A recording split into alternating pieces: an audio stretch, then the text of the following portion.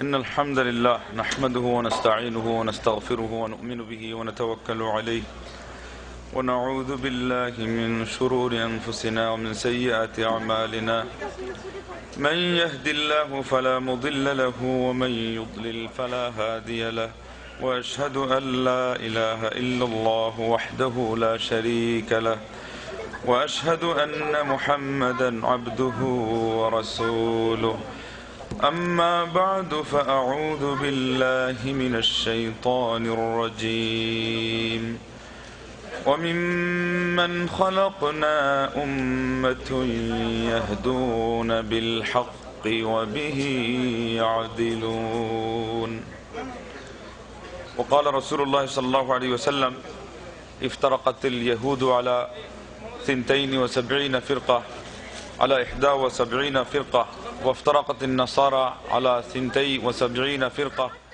وستفترق أمتي على 73 فرقة كلها في النار إلا واحدة قالوا من هي يا رسول الله قال ما أنا عليه وأصحاب اليوم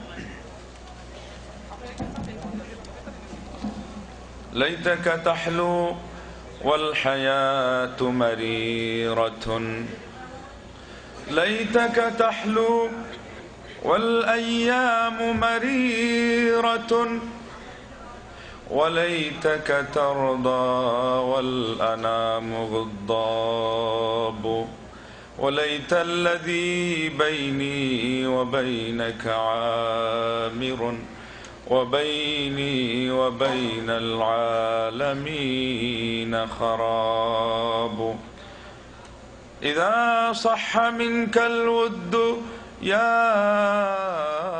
غاية المنى فكل الذي فوق التراب تراب আল্লাহ রাব্বুল আলামিনের জন্য সমস্ত তারিফ ও প্রশংসা যে আল্লাহ পাক আমাদেরকে মুসলমান করেছেন এবং হকের সন্ধান দিয়েছেন এবং ঐক্যবদ্ধভাবে যেই পথে থাকা যায়, যেই পথে থাকলে হেদায়েতের উপর অবিচল ও অটল থাকা যায়, সিরাতে মুস্তাকিমের উপর চলে জান্নাত পর্যন্ত পৌঁছা যায়, সেই পথের পথিক বানিয়েছেন। সেজন্য আমরা তার প্রশংসা করে শেষ করতে পারবো না। তারপরেও আমাদের অপারগতার স্বীকারোক্তি নিয়েও বলছি আলহামদুলিল্লাহ। বুখারী শরীফের হাদিসে এসেছে যে লা আহাদ আহাব্বু ইলাইহিল মাদহু মিনাল্লাহ ফালিযালিকা মাদাহা নাফসা। আল্লাহ অপেক্ষা আর কোন সত্তা এমন নেই যে তার নিজের কাছে তার নিজের প্রশংসাই সবচেয়ে প্রিয়, সেজন্য তিনি তার নিজের প্রশংসা নিজেই করেছেন। বলেন আল্লাহু আকবার। এবং আলিমগণের ব্যাখ্যাতে বলেছেন যে এটা আরেকটি কারণ আছে, সেটা হলো এই যে সারা দুনিয়ার সমস্ত মানুষ মিলে তার প্রশংসা করে শেষ করতে পারবে না, সেজন্য তিনি সেই দায়িত্ব নিজেই নিয়েছেন। বলেন আল্লাহু আকবার। মানুষ শেষ করতে পারবে না, কেননা তিনি বলেছেন লান ফাদা কালিমাতু রাব্বি ওয়ালাউ জিনা বিমিসলিহি মাদাদা। কালিমাত, আল্লাহর গুণাগুণ, আল্লাহর প্রশংসা, আল্লাহর পরিচিতি, আল্লাহর জিকির, আল্লাহর উপদেশ, আল্লাহর বড়ত্ব, আল্লাহর একত্ববাদ, এর সাথে সম্পৃক্ত যত কথা, সেগুলো বান্দারা বর্ণনা করে শেষ করতে পারবে না। এমনকি কালিমাত, এটা আরবিতে প্লুরাল, যে বহুবচন এসেছে জামউ কিল্লা, কম অধিক সংখ্যককে বোঝানোর জন্য, মানে একাধিক সংখ্যক যেখানে বহুবচন কিন্তু কম সংখ্যক বহুবচনকে বোঝানোর জন্য। বেশি সংখ্যক বহুবচনের জন্য কালিম ছিল। আলিমগণ বলেছেন কেন কালিমাত বলা হলো? যে বান্দারা সবাই মিলে, জিন হোক, ইনসান হোক, সে পুরুষ হোক, মহিলা হোক, ফিরিস্তা হোক, অন্য কোনো প্রাণী জাতি হোক, সবাই মিলে আল্লাহর ওই কম সংখ্যক বহুবচনের প্রশংসাই শেষ করা যেখানে সম্ভব নয়, সেখানে বেশি সংখ্যক বহুবচনের শব্দকে আল্লাহ রাব্বুল আলামিন উল্লেখ করাটাই সমীচীন মনে করলেন না। বলেন আল্লাহু আকবার। ততএব আমরা যতই বলবো আলহামদুলিল্লাহ, ততই কি এটা কিন্তু কমই থাকবে। অতএব আমরা যেন আলহামদুলিল্লাহ বলার উৎসাহ না হারাই।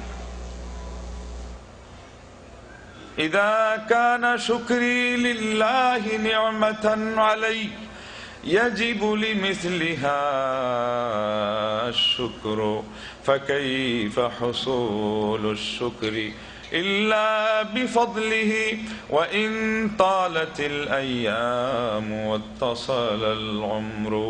কবি বললেন যে আমি যদি শুকরিয়া আদায় করতে গিয়ে একটা শব্দ বলি আলহামদুলিল্লাহ, তো এটাও তো আল্লাহর আরেকটা নিয়ামত, যার উপরে আবার বলতে হয় আলহামদুলিল্লাহ।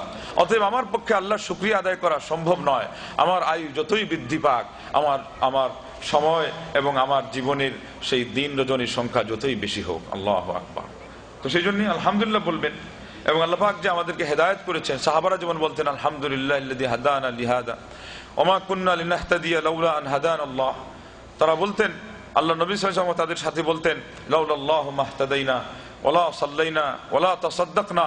আল্লাহ আমাদেরকে তৌফিক না দিলে আমরা হেদায়েত পেতাম না, নামাজ পড়ার তৌফিক পেতাম না, দান খয়রাত করার মনের ভিতরে শক্তি এবং মানসিকতা আমরা খুঁজে পেতাম না। অতএব এই সব কিছু হয়েছে আল্লাহর মেহেরবানিতে, আল্লাহর অনুগ্রহে। সেজন্য আমরা আল্লাহর প্রশংসা আবারও জপ করি বলে আলহামদুলিল্লাহ। সেই সাথে আমরা শুকরিয়া আদায় করি এই জুবাইল ইসলামিক সেন্টার, দাওয়া সেন্টারের যারা প্রধান দায়িত্বশীল এবং বিশেষ করে বাংলা বিভাগে যে সমস্ত ভাইরা, শেখরা এই আপনাদের সেবার উদ্দেশ্যে, দিনের সঠিক প্রচারের উদ্দেশ্যে এত মহৎ এবং পবিত্র একটি দায়িত্ব পালন এবং আঞ্জাম দিয়ে যাচ্ছেন, আল্লাহ তাদেরকে যেন জাযায়ে খায়র দান করেন। কারণ আল্লাহ নবী সাল্লাল্লাহু আলাইহি ওয়াসাল্লাম বলেছেন, লা ইয়াশকুরুল্লাহ মান লা ইয়াশকুরুন নাস। যে মানুষের শুকরিয়া আদায় করতে জানে না, সে আল্লাহর শুকরিয়া আদায় করতে পারে না। আজকে আলোচনার বিষয় আপনারা শুনেছেন যে ফেরকাবন্দির পরিণাম, ফেরকাবন্দি তথা দলাদলি, যেটা ইসলামে অত্যন্ত নেককারজনক একটি অন্যায়। নেক কাম সেই না, নেককার যেটা হলো খারাপ কাজ, যেটা হলো একটা অন্যায়, যেটা হলো একটা নিষিদ্ধ কাজ। আল্লাহ রাব্বুল আলামিন যেটা নিন্দা করেছেন, নিষেধ করেছেন, প্রিয় নবী মুহাম্মদ রাসূলুল্লাহ সাল্লাল্লাহু আলাইহি ওয়াসাল্লাম কঠোর নিষেধাজ্ঞা জারি করে গিয়েছেন। সূরা আল ইমরানে ওই 100 আয়াত পার হলেই দেখবেন আল্লাহ রাব্বুল আলামিন কিভাবে বলেছেন, ওয়ালা তাকুনু কাল্লাযীনা তাফাররাকু ওয়াখতালাফু মিন বাদি মা জাআতহুমুল বায়িনাত ওয়া উলাইকা লাহুম আযাবুন আযীম। তোমরা তাদের মতো হইও না যারা শতদা বিচ্ছিন্ন হয়েছে এবং তাদের কাছে সুস্পষ্ট হেদায়েত আসার পর তারা মতানৈক্য করেছে, তাদের জন্য রয়েছে মহা শাস্তি। ইন্না লিল্লাহি ওয়া ইন্না ইলাইহি রাজিউন। তাহলে মুসলমান হলাম শাস্তি থেকে বাঁচার জন্য, ইসলাম ধর্ম গ্রহণ করলাম শাস্তি থেকে রক্ষা পাওয়ার জন্য, আর এখানে ওই ডিভাইডকে মেনে নেওয়ার কারণে আমরা আল্লাহর শাস্তির সম্মুখীন হব, বিভক্তিকে মেনে নেওয়ার কারণে আমরা শাস্তির সম্মুখীন হব, এবং দুনিয়াতেও আমরা খেসারত ভুগবো, ক্ষতিতে পড়বো। এক মুসলমান ভাই আরেক মুসলমানকে ভাই বলে জানতে পারবো না, আখ্যায়িত করতে পারবো না, সম্বোধন করতে পারবো না, এ তো মহা মুসিবত।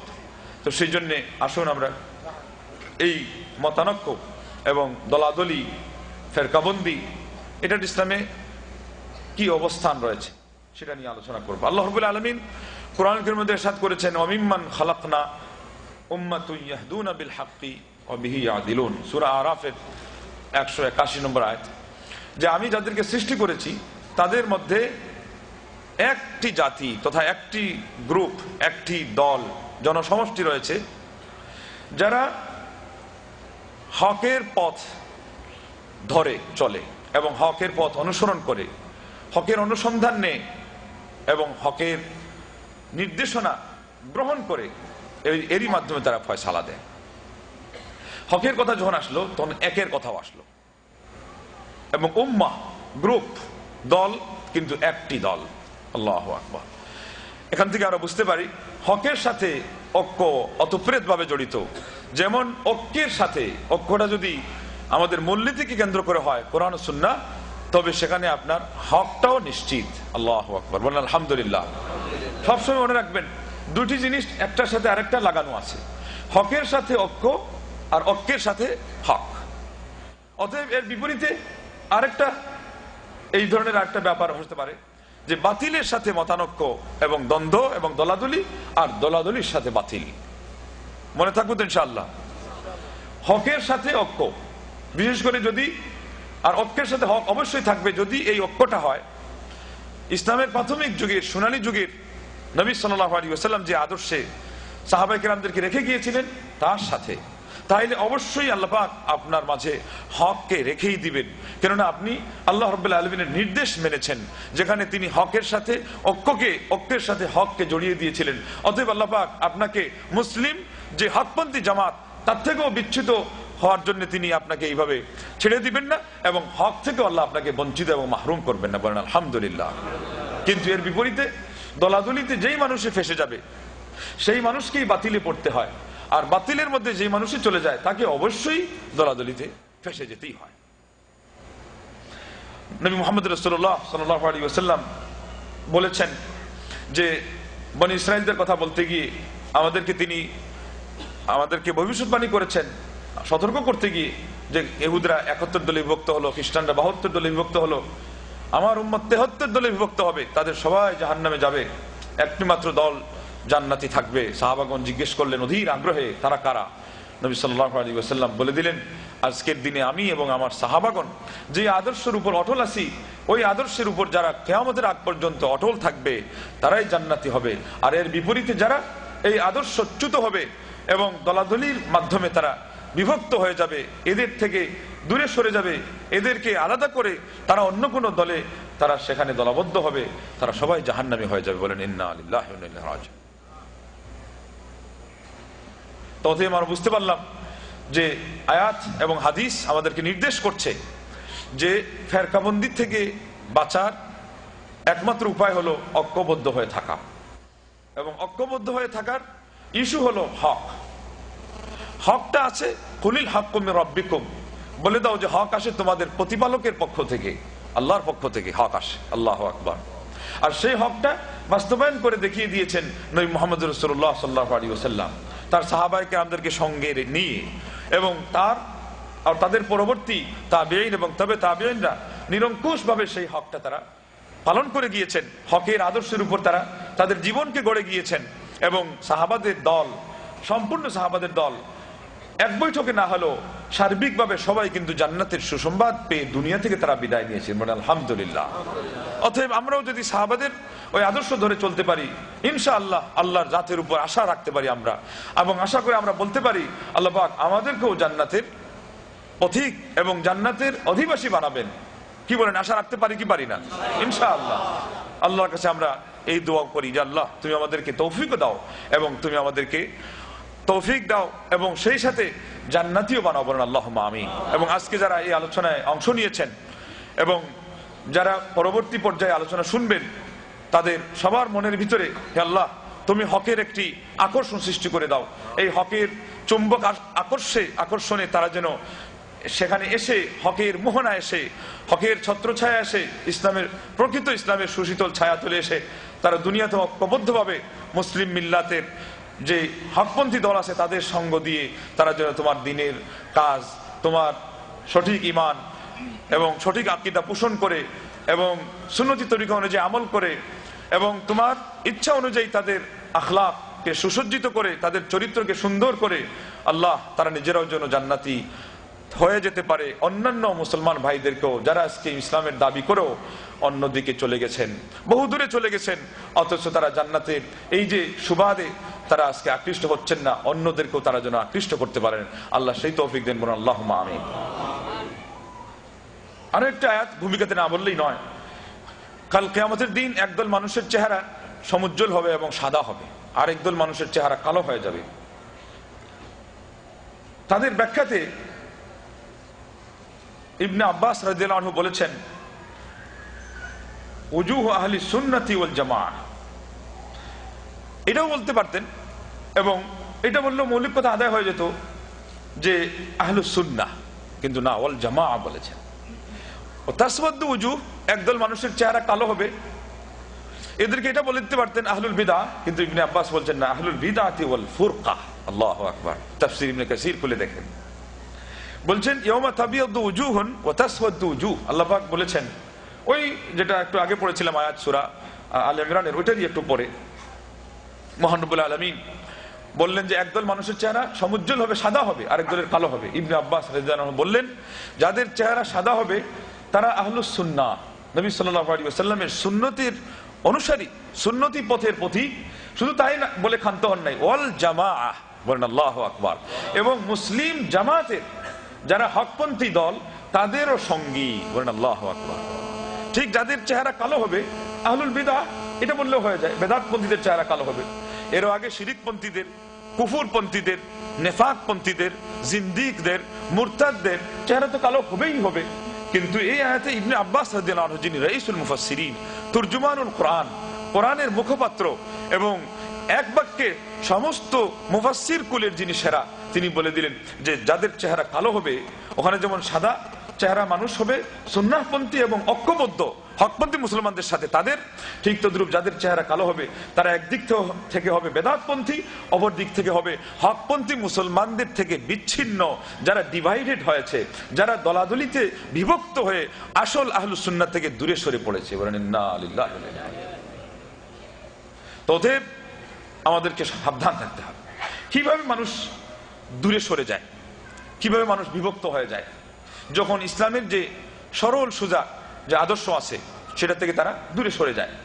অতএব সরল সোজা আদর্শ বলার আগে গরল যে পথ পদ্ধতি যেগুলোর মাধ্যমে মানুষ দূরে সরে যায়, কেননা রোগ চিহ্নিত করা ডাক্তারদের প্রধান এবং প্রথম কাজ, তারপরে ঔষধ দেওয়া হলো দ্বিতীয় দায়িত্ব।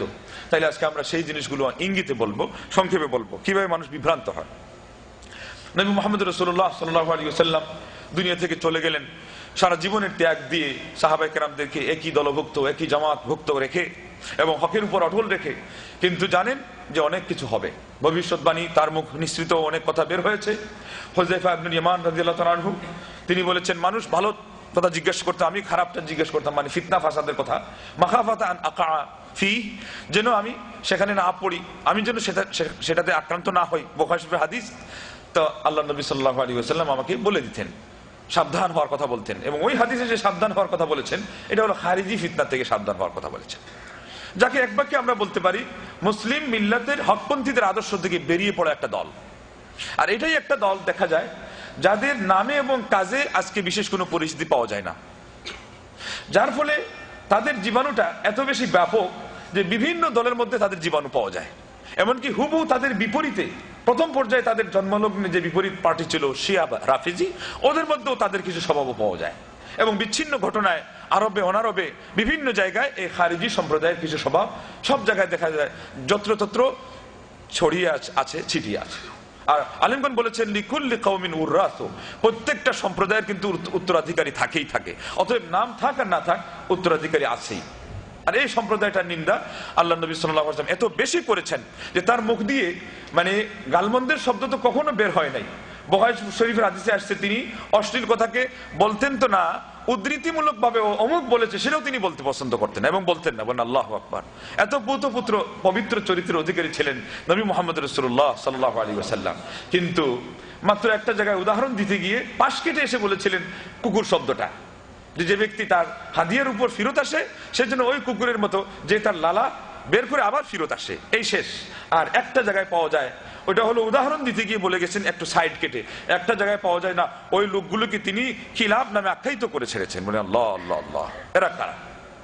বলেছেন শাররু কাতলা তাহতা আদিমিস সামা ওয়া খায়রু কাতিলিন কাতালু ইন্না হাউলাই কানু মুসলিমিনা ফাসারু কুফারান।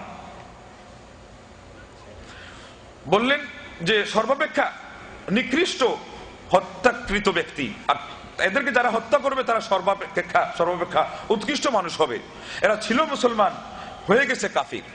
তারপরে বলেছিলেন ইয়ামরুকুনা মিনাদ-দ্বীন কামরুকিস সাহমি মিনার রামিয়া, ওই বন্দুকের গুলির ডানা যেরকম সমান থাকে না, বন্দুকের গুলি যেরকম বের হয়ে যায় বন্দুক থেকে, ঠিক তদ্রূপ তারা বের হয়ে যাবে ইসলাম থেকে।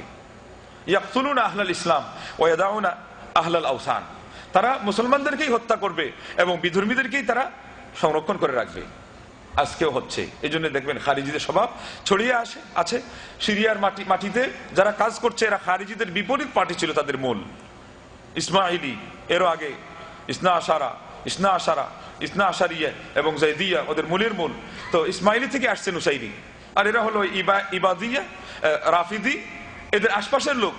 কিন্তু এরা মুসলমানদেরকে হত্যা করছে, কাফিরদেরকে হাতও তুলে না, তাকে চোখ তুলেও তাকায় না। আল্লাহ নবী সাল্লাল্লাহু আলাইহি ওয়াসাল্লাম বললেন যে লা ইন আদরাকতুহুম লা আকতুলান্নাহুম কতলা আদিন, আমি যদি ওদেরকে পাইতাম তবে আমি আদ সম্প্রদায়ের মধ্যে হত্যা করে কেটে কেটে ওদেরকে দুনিয়া থেকে উৎখাত করে দিতাম। হাদিসের প্রথম অংশ সুনানের অন্য কিতাবে কিন্তু সনদ আল্লামা আলবানী রাহমাহুল্লাহ সহিহ বলেছেন। আর আদ সম্প্রদায়ের মধ্যে হত্যা করা এটা বুখারী শরীফের হাদিসে আল্লাহ নবী সাল্লাল্লাহু আলাইহি ওয়াসাল্লাম বলেছেন। বলেছেন এরা কেরাত পড়বে, কোরআন পড়বে সুললিত কণ্ঠে, কিন্তু কোরআনের প্রতিক্রিয়া তাদের কণ্ঠনালীর ভিতরে যাবে না। আর এরপরে হাদিসের অবশিষ্ট অংশ তিনি বলেছেন এবং বলেছেন যে আমি ওই আদ সম্প্রদায়ের মতো ওদেরকে আল্লাহ যেমন ধ্বংস করেছেন আসমান থেকে গজব নাজিল করে, আমি ওদেরকে হত্যা করে ফেলতাম। চিন্তা করেন কি পরিমাণ খুব। এটা এই জন্যে যে আমি যাদেরকে সযত্নে আমার হাতে গড়ে গেলাম, তারা কেন ইসলামের নাম দিয়ে আমার ইসলামের সাথে সম্বন্ধ জড়িয়ে তারা কেন আমার ইসলামের সাথে ঘাতকতা করবে, এবং আমার উম্মতে মুসলিমা এদের সাথে তারা কেন গাদ্দারি করবে, এদেরকে তারা কেন হত্যা করবে, এদের উপর তারা কেন অস্ত্র তুলবে, আবার বিধর্মীদের সাথে তাদের মিতালি ভাব থাকবে, আতাত থাকবে রাতের অন্ধকারে আধারে। আল্লাহ আল্লাহ আল্লাহ, এই বিপদে আজকে মুসলমান কিন্তু আক্রান্ত হয়ে আছে। আরো দুই সম্প্রদায়কে তিনি নাম ধরে বলেছেন, সিনফানি মিন উম্মতি লা ইয়ারিদুনা আলাইয়াল হাউদ, আমার উম্মতের দুইটি দল আছে, তারা আমার হাউজে কৌসর পর্যন্ত আমার সাথে সাক্ষাৎ করতে আসবে না। আল কাদারিয়াতু ওয়াল মুরজিআতু, কাদারি এবং মুরজিআ। কাদারি যারা বলেছে ইন্নাল আমরা অনফন, যে কোনো বান্দা যে কাজ করে এটা হলো তার ওই কাজ থেকেই শুরু, আল্লাহর কাছে তার জ্ঞানে এর কোনো আইডিয়াই ছিল না। 50,000 বছর আগে আসমান জমিন সৃষ্টি, যে বিশুদ্ধ হাদিস, এগুলো তাদের কাছে কোনো ফ্যাক্টরি না। বলেন নাউযুবিল্লাহ, বলেন না। এই জন্য আল্লাহ নবী রেগে গেছে, বলছেন এদের সাথে হাউজে কাউসার থেকেই আমার সাক্ষাৎ ক্যান্সেল, নট, আমার সাথে ওরা সাক্ষাৎ করতে আসতে পারবেই না। যারা কাদারি, মাহবুদ আল জুহানি, সে প্রথম দাবি করেছে, সাহাবাদের যুগ পার হয়ে গেছে, বেশিরভাগ সাহাবাদের। কিছু কিছু ইতিহাসে পাওয়া যায় ইবনে আব্বাস এবং ইবনে ওমর রাদিয়াল্লাহু তাআলার যুগ পর্যন্ত ছিল, ওরা বয়সে ওনারা ছোট ছিলেন, এবং এই দুইজনে জোর প্রতিবাদ করেছেন, কঠোর প্রতিবাদ জানিয়েছেন। এটা তুমি কি করো, তাকদীর বলে নাই। হাদিসে এসেছে, বিশুদ্ধ হাদিস, লা ইয়াবলুগুল আবদু হাকিকাতাল ঈমান হাত্তা ইয়ালামা আন্নামা আসাবাহু লাম ইয়াকুন লিয়াখতিআহু ওয়া আন্নামা আখতাআহু লাম ইয়াকুন লিয়ুসিবা। তাকদীরের ভালো মন্দ, সংক্ষেপে আমি অনেক কথাই বলবো, তাকদীরের ভালো মন্দ এই সম্পর্কে যে একেবারে কঠিনভাবে বিশ্বাস না করবে, সে আস্থা সহকারে বিশ্বাস না করবে, সে ইমানের হাকিকত পর্যন্ত বুঝতে পারবে না। আল্লাহু আকবার। তাহলে ইমানের হাকিকত বোঝা গেল তাকদীরের উপর বিশ্বাস করা। একটা পয়েন্ট মনে রাখেন, হাকিকতের পর্বে কিছু পরে একবার আসবে, হাকিকত, বুঝলেন তো? ওই যে শরীয়ত তরিকত হাকিকত মারিফত পরে আসতেছে। তাহলে এখানে হাদিসে পাওয়া গেল নবী মুহাম্মদ রাসূলুল্লাহ সাল্লাল্লাহু আলাইহি ওয়াসাল্লাম বললেন হাকিকত কাকে বলে? তাকদীরকে মনে প্রাণে বিশ্বাস করার নাম। বলেন আল্লাহু আকবার। মনে থাকবে তো? এবং সাথে সাথে একটা সিঁড়ি পারও হয়ে গেলেন, যে হাকিকতটা কিন্তু একেবারে চূড়ান্ত পর্যায়ে মারিফতের আগেরটা উদ্ধার হয়ে গেল, কিন্তু বিশ্বাস রাখতে হবে।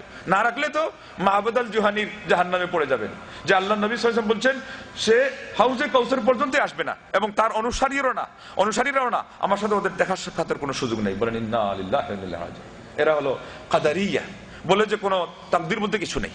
এদের সম্পর্কে এসেছে ইমাম আবু হানিফা রাহিমাহুল্লাহ, যথাক্রমে ইমাম শাফিঈ রাহিমাহুল্লাহ সহ মুনাজারা করেছেন, তর্কযুদ্ধে লিপ্ত হয়েছেন। বলেছেন নাজিরুল কাদারিয়্যাত বিল ইলমি ফাইন আকাররু বুহিতু ওয়া ইন ফাইন আনকারু কুফিরু ওয়া ইন আকাররু বুহিতু। এই কাদারিয়্যাদেরকে আল্লাহর ইলমুল্লাহিল মুহিত এর দ্বারা তোমরা মুনাজারা করো, যে আল্লাহর কি জ্ঞান কি সর্বব্যাপী আছে না নাই। যদি বলে যে না, তাহলে প্রথম পর্যায়ে কাফির, আর যদি বলে যে আছে, তাহলে তাকে মানতে হবে যে ওইটাই তাকদীরের মাধ্যমে বাস্তবায়ন পাইছে, বাস্তবে রূপ পেয়েছে। আল্লাহর যে ইলম, এই ইলম যেহেতু আল্লাহর আগ থেকে আছে, সেজন্য মহান রব্বুল আলামিন লৌহে মাহফুজে আল্লাহ রব্বুল আলামিন মাকাদির, মানুষের সৃষ্টির কে কি করবে, কে কি খাবে, কে পান করবে, কার কি অবস্থা, কে সৌভাগ্যবান হবে, কে দুর্ভাগ্য হবে, এগুলো আল্লাহ লিখে রেখেছে। কিন্তু এই কাদারিদের সাথে আবার কি হয়েছে, মুসলিম মিল্লাতের সাথে দেখেন বিধর্মীদের যুগ সাজর আছে। সৌসন নামক একজন মানুষ, সে খ্রিস্টান ছিল মূলত, সে মুসলমান নাম দিয়ে ইসলামে এসে গেল। এসে এই মাহবুদ আল জুহানির সাথে তাল মিলালো, বললো যে হ্যাঁ আসলে ওইটাই ঠিক, যে ওই তাকদীর বলতে কোনো জিনিস নাই। এখান থেকে বুঝতে পারা যায় যে কোনো মানুষ যদি কোনো মানে স্লোগান তুলে, তার সাথে কিছু দালাল যদি জুটে যায়, এমন অবস্থায় তার যে সেই আদর্শ এটা খুব দ্রুত ছড়িয়ে যেতে পারে। এই দালাল জুটে যাওয়ার কারণে এই সুসান বহু দ্রুততার সাথে এই তার কাদারিয়ার যে আকীদা বিশ্বাস, এটা হলো ওই তাহাবিদের যুগ থেকে সে ছড়াতে শুরু করলো। এটা কিন্তু প্রথম ডিভাইডেডের দুর্ঘটনা মুসলিম ইতিহাসে, এবং এটা হলো দেখা যায় একদিক থেকে সবচেয়ে বেশি জঘন্য প্রকৃতির, যে নবী সাল্লাল্লাহু আলাইহি ওয়াসাল্লামের সাথে সাক্ষাৎ করার অনুমতি নেই। দ্বিতীয় গ্রুপ হলো মুরজিয়া। এখানে একটা মুরজিয়া আছে, মুরজিয়াতুল ফুকাহা বলা হয়, যারা শুধুমাত্র নামমাত্র আমলটাকে ইমানের সংজ্ঞাতে আনেন না। কিন্তু এখানে যেটা উদ্দেশ্য এটা তারা নয়, এটা হলো যে এরা বলে ঈমান আনার পরে আর বান্দা যতই পাপ করুক ওই কোনো ক্ষতির কারণ না, ঈমান আনার পরে যতই পাপ করুক কোনো ক্ষতি করবে না, আর পুণ্য যেটা করবে এটাই তার কিছু অগ্রসর করে দিবে না, মানে ঈমানটাই মূল, ওই মুখের স্বীকৃতি আর মনের বিশ্বাস, এটা কি যথেষ্ট নাকি না? কোরআন এবং সুন্নায় অসংখ্য অগণিত আয়াত এবং হাদিস আছে যেখানে বোঝা যায় যে আমলগুলো ঈমানের ভিতরে শামিল। গোল ভাবে মুদ্রা কথায় তো শামিলই শামিল, গনে গনে অনেক আমল শামিল। আল্লাহ নবী সাল্লাল্লাহু আলাইহি ওয়াসাল্লাম বলেছেন আতাদরুনা মাল ঈমান, তোমরা কি জানো ঈমান কি? এরপরে দেখা যায় আরকানুল ইসলাম বলে দিয়েছেন। আরকানুল ইসলামে প্রথমটাই শুধু ঈমানের সাথে সম্পৃক্ত, বাকি চারটেই হলো নামাজ, রোজা, হজ, যাকাত, সবই কি আমলের সাথে সম্পৃক্ত। আবার বুখারী শরীফের হাদিসে বলেছেন আল ঈমানু বিদউন ওয়া সাবউনা শুবা, 70 এর ঊর্ধ্বে শাখা, এটা ঈমানকে কেন্দ্র করে তিনি বলেছেন। প্রথম ওইটাই হলো শুধু ঈমান যাকে আমরা বলি, বাকি 70 এর ঊর্ধ্বে কমপক্ষে 73 হতে হবে, একটা বাদ দিলে কমপক্ষে 72টা সব হলো আমল। তাহলে নবী মুহাম্মদ রাসূলুল্লাহ সাল্লাল্লাহু আলাইহি ওয়াসাল্লাম আমলকে ঈমান নামে আখ্যায়িত করেছেন। আল্লাহ পাক বলেছেন ওমা কানাল্লাহু লিইউযিয়া ঈমানাকুম, মুফাসসিরগণ বলেছেন এখানে ঈমানের অর্থ হলো আই সালাতাকুম, নামাজ। অতএব আল্লাহ পাক নামাজকে ঈমান নামে আখ্যায়িত করেছেন, তাইলে বোঝা গেল আমল এর ভিতরে অন্তর্ভুক্ত। এই জঘন্য অপরাধের কারণে তারা বিভ্রান্ত হয়েছে এবং আমলের প্রতি তাদের যথেষ্ট অবহেলা এসে গেছে, যার ফলে মানুষ এক পর্যায়ে গিয়ে দেখা যায় আমল না করলে শেষ পর্যন্ত কি হবে? ঈমানও কিন্তু থাকবে না, কেননা ঈমানের গাছের শিকড়ে রস সঞ্চার হয় আমলের ভিত্তিতে। ওয়াইদা তুলিয়াত আলাইহিম আয়াতুহু যাদাতহুম ঈমানা, আল্লাহ বললেন না যে কোরআনের আয়াত তিলাওয়াত করা হলে তাদের ঈমান বৃদ্ধি পায়। ইন্নামাল মুমিনুন الذين إذا ذكر الله وجلت قلوبهم وإذا تليت عليهم آياته زادتهم إيمانا وعلى ربهم يتوكلون। আল্লাহ পাক বললেন যে মুমিন হলো তারাই যাদের সামনে আল্লাহর কথা উল্লেখ করা হলে, আল্লাহর স্মরণ তাদের সামনে উপস্থিত হলে ওয়াজিলাত কুলুবুহুম, তাদের অন্তর প্রকম্পিত হয়, অন্তর কেঁপে ওঠে। আর আল্লাহর আয়াত নিদর্শনগুলো তাদের সামনে বর্ণনা করা হলে, তিলাওয়াত করা হলে তাদের ঈমান বৃদ্ধি পায়। বলেন আল্লাহু আকবার। তাইলে আমলের মাধ্যমে ঈমান বৃদ্ধি পায়, পরিষ্কার দলিল, এভাবে অনেক দলিল আছে। তো অতএব এই দুই দলের মারাত্মক ধরনের শাস্তির কথা আমরা হাদিসেই পেয়ে গেলাম। তৃতীয় দলের কথা শেষ শব্দে আসছে উলাইকা কিলাবু আহলিন নার, ওইটা দিয়ে ভূমিকা শুরু করেছিলাম যে ওই খাওয়ারিজদেরকে যারা বেরিয়ে পড়ে আদর্শ থেকে, যাদের আমল দেখলে আল্লাহ নবী সাথে বলছে তোমাদের আমলকে হালকা মনে করবে, এত তাদের পরেশগারিতা, খুশু খুজু, কিন্তু আল্লাহ নবী সাল্লাল্লাহু আলাইহি ওয়াসাল্লাম বলছেন এরা হলো জাহান্নামীদেরও কুকুর। ইন্না লিল্লাহি ওয়া ইন্না ইলাইহি রাজিউন। এরা কিন্তু নামে মুসলমান, নামধারী মুসলমান, এরা অনেক জায়গায় যে ছড়িয়ে আছে তার প্রমাণও আছে, আজকেও আছে বিভিন্ন নামে, অনেক সময় নাম বলবে না, কিছু উদাহরণ ওই অনেক সময় হয়তো পরে ভুলে যাব। মক্কা শরীফ মক্কার পাশে থাকে, কাবাগরের পাশে থাকে, কিন্তু কাবাগরে নামাজ পড়ে না। জানেন এরা কেমন মুসলমান? দেখতে ইচ্ছা করে মনে হয় আপনাদের নাকি? বলে হায় হায় এটা কোন মুসলমান? সে ইমাম সুদাইসের পিছনে তার ইক্তেদা করতে মন চায় না, অভিযোগ আছে ওনার পিছনে সুদখোর ঘুষখোর সবাই ইক্তেদা করে, আমিও কি ইক্তেদা করুমনি? আমি কি এরকম পচা মুসলমান নাকি? বলেন নাউযুবিল্লাহ। উনি ভ্যারাইটিস মুসলমান না, কিন্তু উনি হলেন বিহারিং মুসলমান, ঘুরে যাবে ফিরে যাবে ওই যেখান থেকে আসছিল, গুমরাহি থেকে। ইন্না লিল্লাহি ওয়া ইন্না ইলাইহি রাজিউন। টুপি মাথায় দিবে না, এই মাথা খুলে রাখবে, এটাকে মনে করবে এটা পরেশগার, মানে অমান্য করা, ইসলামের জন্য আদব আখলাক শিষ্টাচারিতা, কোরআনের আয়াত এবং হাদিস এর মধ্যে যেন কোনো বুঝার কোনো জিনিস নেই। একেবারে আক্ষরিকভাবে তাকে এসে বলে দিতে হবে যে টুপি মাথায় দাও, তাইলে উনি টুপি মাথায় দিবে, আর নাইলে দিবে না। এখন এই বেওকুফকে বলেন যে তোমাকে কে বলেছে যে হারামের মসজিদে নামাজ পড়বা না? কোথায় আছে? কোন আয়াতে আছে? মানে পদে পদে ধরা খেতে হবে। অথচ শয়তান কিভাবে মানুষকে ধোঁকা দেয়, শয়তান কিভাবে মানুষকে ধোঁকা দেয়। দেখবেন দাড়ি অনেক লম্বা আছে, টুপি মাথায় দেওয়াকে নাজায়েজ মনে করে।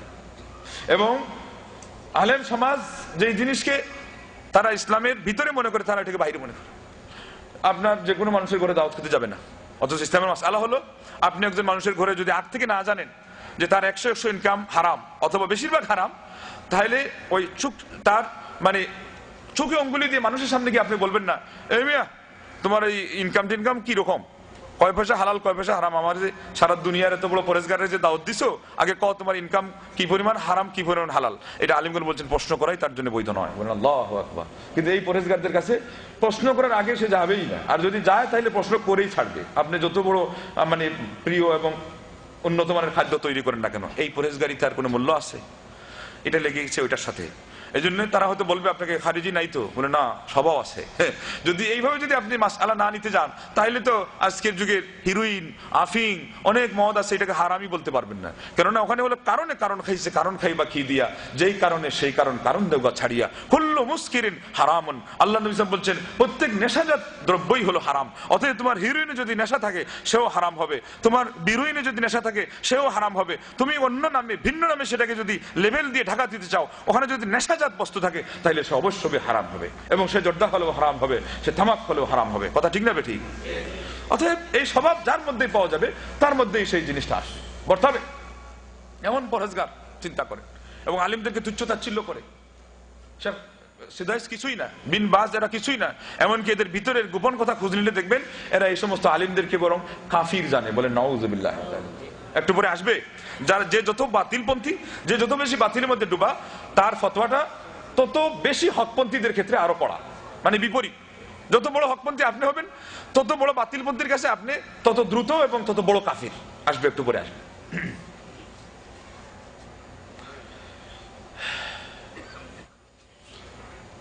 এই ইসলামে যে জিনিসগুলোর মাধ্যমে বিপর্যয় ঘটেছে এইগুলো তো ইঙ্গিতে একটু শুনলেন।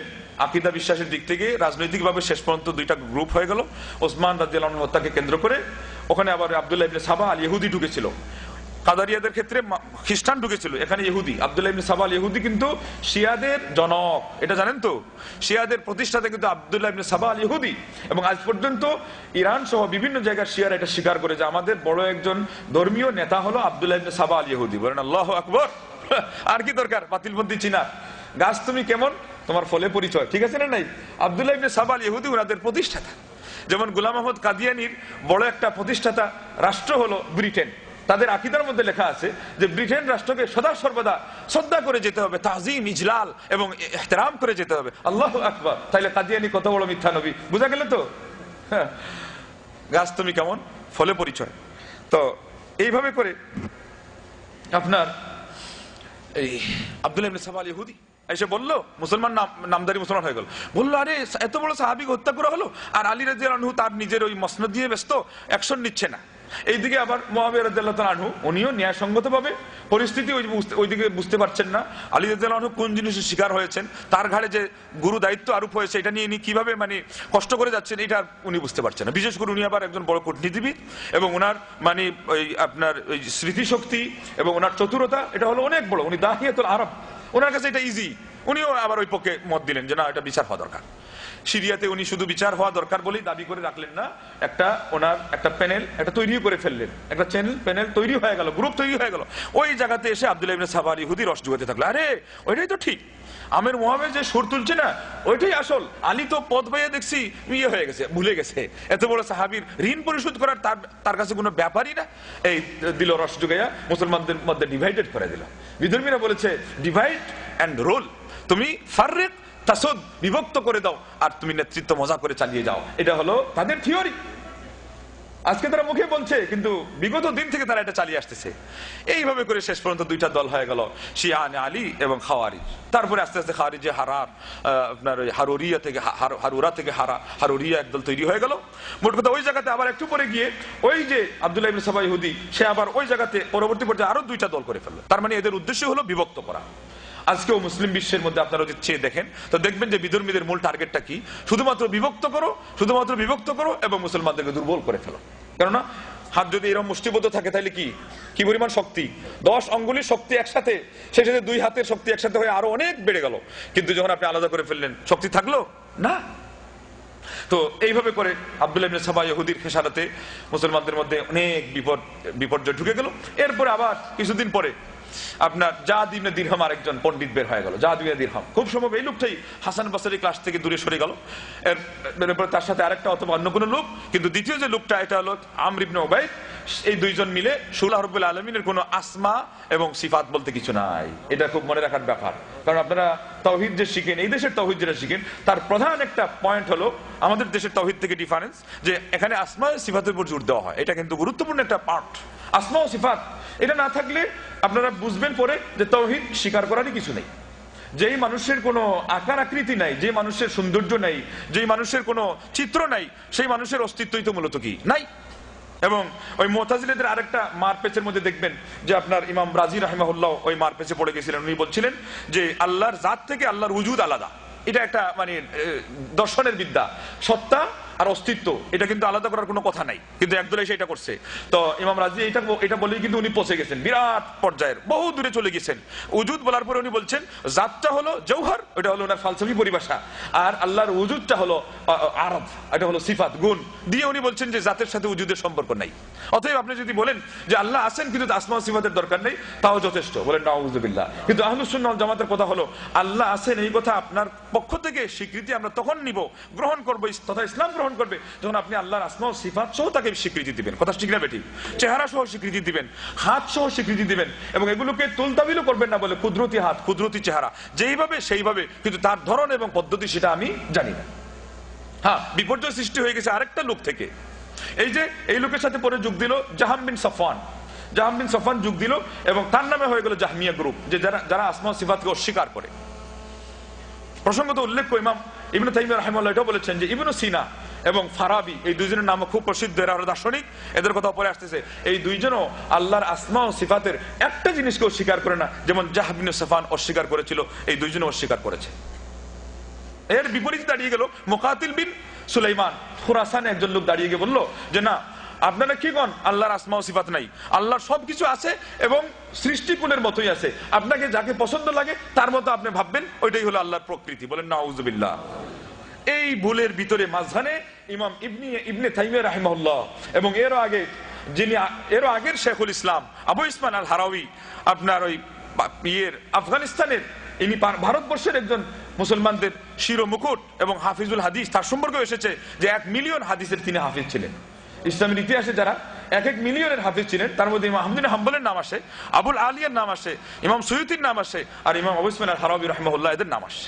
ইনি দালাইলুত তাওহীদ বই লিখেছেন ওই সময়, কিন্তু তাকে ওই বিপাকে ফেলে দিতে গিয়ে আফগানিস্তানে তথা ভারতবর্ষের মুসলমানরা আল্লাহর আসমা ও সিফাত এই তাওহীদকে নিবে না বলেছে ওনার খাটের নিচে নাকি পুতুল আছে, উনি রাতের অন্ধকারে ওইটা বের করে একা একা পূজা করেন আর এরপরে ঢুকায় রেখে দেন। তারা মনে করেছে কি যে এই লোক আসমা ও সিফাতকে মানে সে হলো মুজাসসিমা, এই জন্য ইমাম ইবনে তাইমিয়াকে তারা মুজাসসিমা বলে অপবাদ দেয়। আর আজকে দুঃখের কথা যে আমাদের দেশের বর্ষিয়ান আলিমেরা বলে ইবনে তাইমিয়া নাকি মুজাসসিমা। আপনারা কোনোদিন এই কথা শুনেছেন ইবনে তাইমিয়া মুজাসসিমা? অথবা এখানে যে আমরা যে ব্যাখ্যা দেই এটা তো সব বেশিরভাগ ব্যাখ্যা ওনার থেকে নেওয়া। আল্লাহু আকবার! এত বড় একজন মর্দে মুজাহিদ, এত বড় কৃপা, এত বড় তার অনুগ্রহ মুসলিম উম্মার উপরে, কি আলিম কি অনালিম, কি আরব কি অনারব, কি রাজা কি প্রজা, সবার উপরে। আর এই লোকটা সম্পর্কে একটা মিথ্যা অপবাদ দেওয়া হয় যে উনি নাকি আল্লাহ সম্পর্কে বলছেন যে আল্লাহর হাত পা আছে আমাদের মতো। একটা ঘটনাও বানানো হয় যে ইবনে তাইমিয়া একদিন দাঁড়িয়ে গেল, অথবা একদিন তিনি নাকি ওই মিম্বর থেকে নামলেন, অথবা আঙ্গুল তুলে বললেন আল্লাহর আঙ্গুল এমনই আছে যেমন আমার আঙ্গুল আছে। বলেন নাউযুবিল্লাহ, মিথ্যা বানোয়ার কথা। যতটুকু আহলুস সুন্নাহ ওয়াল জামাতরা বলেছেন আল্লাহর আঙ্গুল আছে তার আঙ্গুলের মতো, ঠিক আছে না নাই? আল্লাহর চক্ষু আছে আল্লাহর চক্ষুর মতো, এবং যেই জিনিসগুলোর নাম উনি বলবেন আমরা সেগুলো স্বীকার করব। আঙ্গুলের নাম হাদিসে আসছে, হয় কোরআনে অথবা বিশুদ্ধ হাদিসে আসবে, তাহলে আমরা স্বীকার করব। যদি নাম উল্লেখ না আসে আমরা ওটা স্বীকার করব না। সামি এই শব্দটা আসছে যে আল্লাহ শ্রোতা, সর্বশ্রোতা, কিন্তু উজুন শব্দ উল্লেখ হয় নাই আল্লাহর ক্ষেত্রে। আহলুস সুন্নাহ ওয়াল জামাতের আলিমরা এখানে স্টপ করেছেন, বলেন আল্লাহু আকবার। এটা হলো আদব, এটার নাম হলো আদব, এটার নাম হলো ইলম, এটার নাম হলো তাহকিক, এবং এটার নাম হলো হকের আপনার পক্ষপাতিত্ব করা। আল্লাহু আকবার! এর আগে একটা পাও বাড়াবে না, একটা শব্দ উচ্চারণ করতে তারা হিসাব করে করবে। আর আমরা তিলকে তাল, আসমানকে জমিন, হককে বাতিল, হকপন্থীকে বাতিলপন্থী, বেদাতিকে সুন্নি, সুন্নিকে বেদাতি, মুশরিককে মুমিন, মুমিনকে মুশরিক, জাহান্নামীকে জান্নাতি, জান্নাতীকে জাহান্নামী বানিয়ে সারখার করে দেই। এরপর আমাদের কোনো কিছু যায় না। আমরা আহলে সুন্নাহ, আমরা কড়া সুন্নি। বন্ধুগণ, কথা অত্যন্ত দুঃখের বিষয়। তো ওই লোকটা বলেছিল, সে তার নাম হলো মুসাব্বিহা, এদেরকে পরিভাষায় বলা হয়েছে মুসাব্বিহা। তারা বলে যে আল্লাহর কি আকৃতি আছে, ওদের মিল আছে হিন্দুদের সাথে। হিন্দুরা কি বলে, যত কাল্লা তত আল্লাহ, এই জন্য ওদের 33 কোটি দেবতা। আবার ওদের মিল আসবে একটু পরে আরেক দলের, এরা কারা? সুফি মতবাদের বিশ্বাসী। তারা কি বলে, যত কাল্লা তত আল্লাহ বলে না, বলে তো, শুনেন না নাকি? যত কয়লা তত ময়লা, জটের ভিতর কারামতে মৌলা, হক মৌলা, বলে কি বলে না? আরেক দল আছে রাস্তায় হাঁটে যাচ্ছে, হঠাৎ করে হুজুট খেয়ে গেল, ইল্লাল্লাহ, এটা জিকির। বিসমিল্লাহ বলবে, বিসমিল্লাহ হাদিসে আসছে এই সময় তোমার উটের পা ফসকে গেছে, আবু দাউদের হাদিস, সাহাবী বলে দিয়েছিলেন আউযুবিল্লাহ, আউযুবিল্লাহ শাইতানির রাজিম। আল্লাহ নবী বলেন, ও এখন আর এটা বলা যাবে না। তার মানে প্রসঙ্গটাও নির্ণয় করে দিয়েছেন নবী মুহাম্মদ সাল্লাল্লাহু আলাইহি ওয়াসাল্লাম। বলেন এটা বললে শয়তান ফুলে একটা ঘরের মতো হয়ে যাবে, আমার কাছ থেকে তো আশ্রয় চাইছো, কিছু হোক আর না হোক আমার নামটা তো নিছো। এটা হলো তার একটা মানে, দেখেন ব্যর্থ মানুষের একটা মানে ব্যবস্থা। আজকে আমাদের ভাইরাও ব্যর্থ হয়ে কিছু না পেরে ইবনে তাইমিয়াকে গালি একটা দিয়ে দেয়, মনে করে আমরা সার্থক হয়ে গেছি। না, সার্থক হতে পারেননি আপনারা। সার্থক হবেন যদি আহলুস সুন্নাহ ওয়াল জামাতের আকীদার কাছে এসে সারেন্ডার করবেন, কথা ঠিক না বে ঠিক? সাহাবায়ে কেরামদের জামাতের সাথে মিশবেন, কথা ঠিক না বে ঠিক?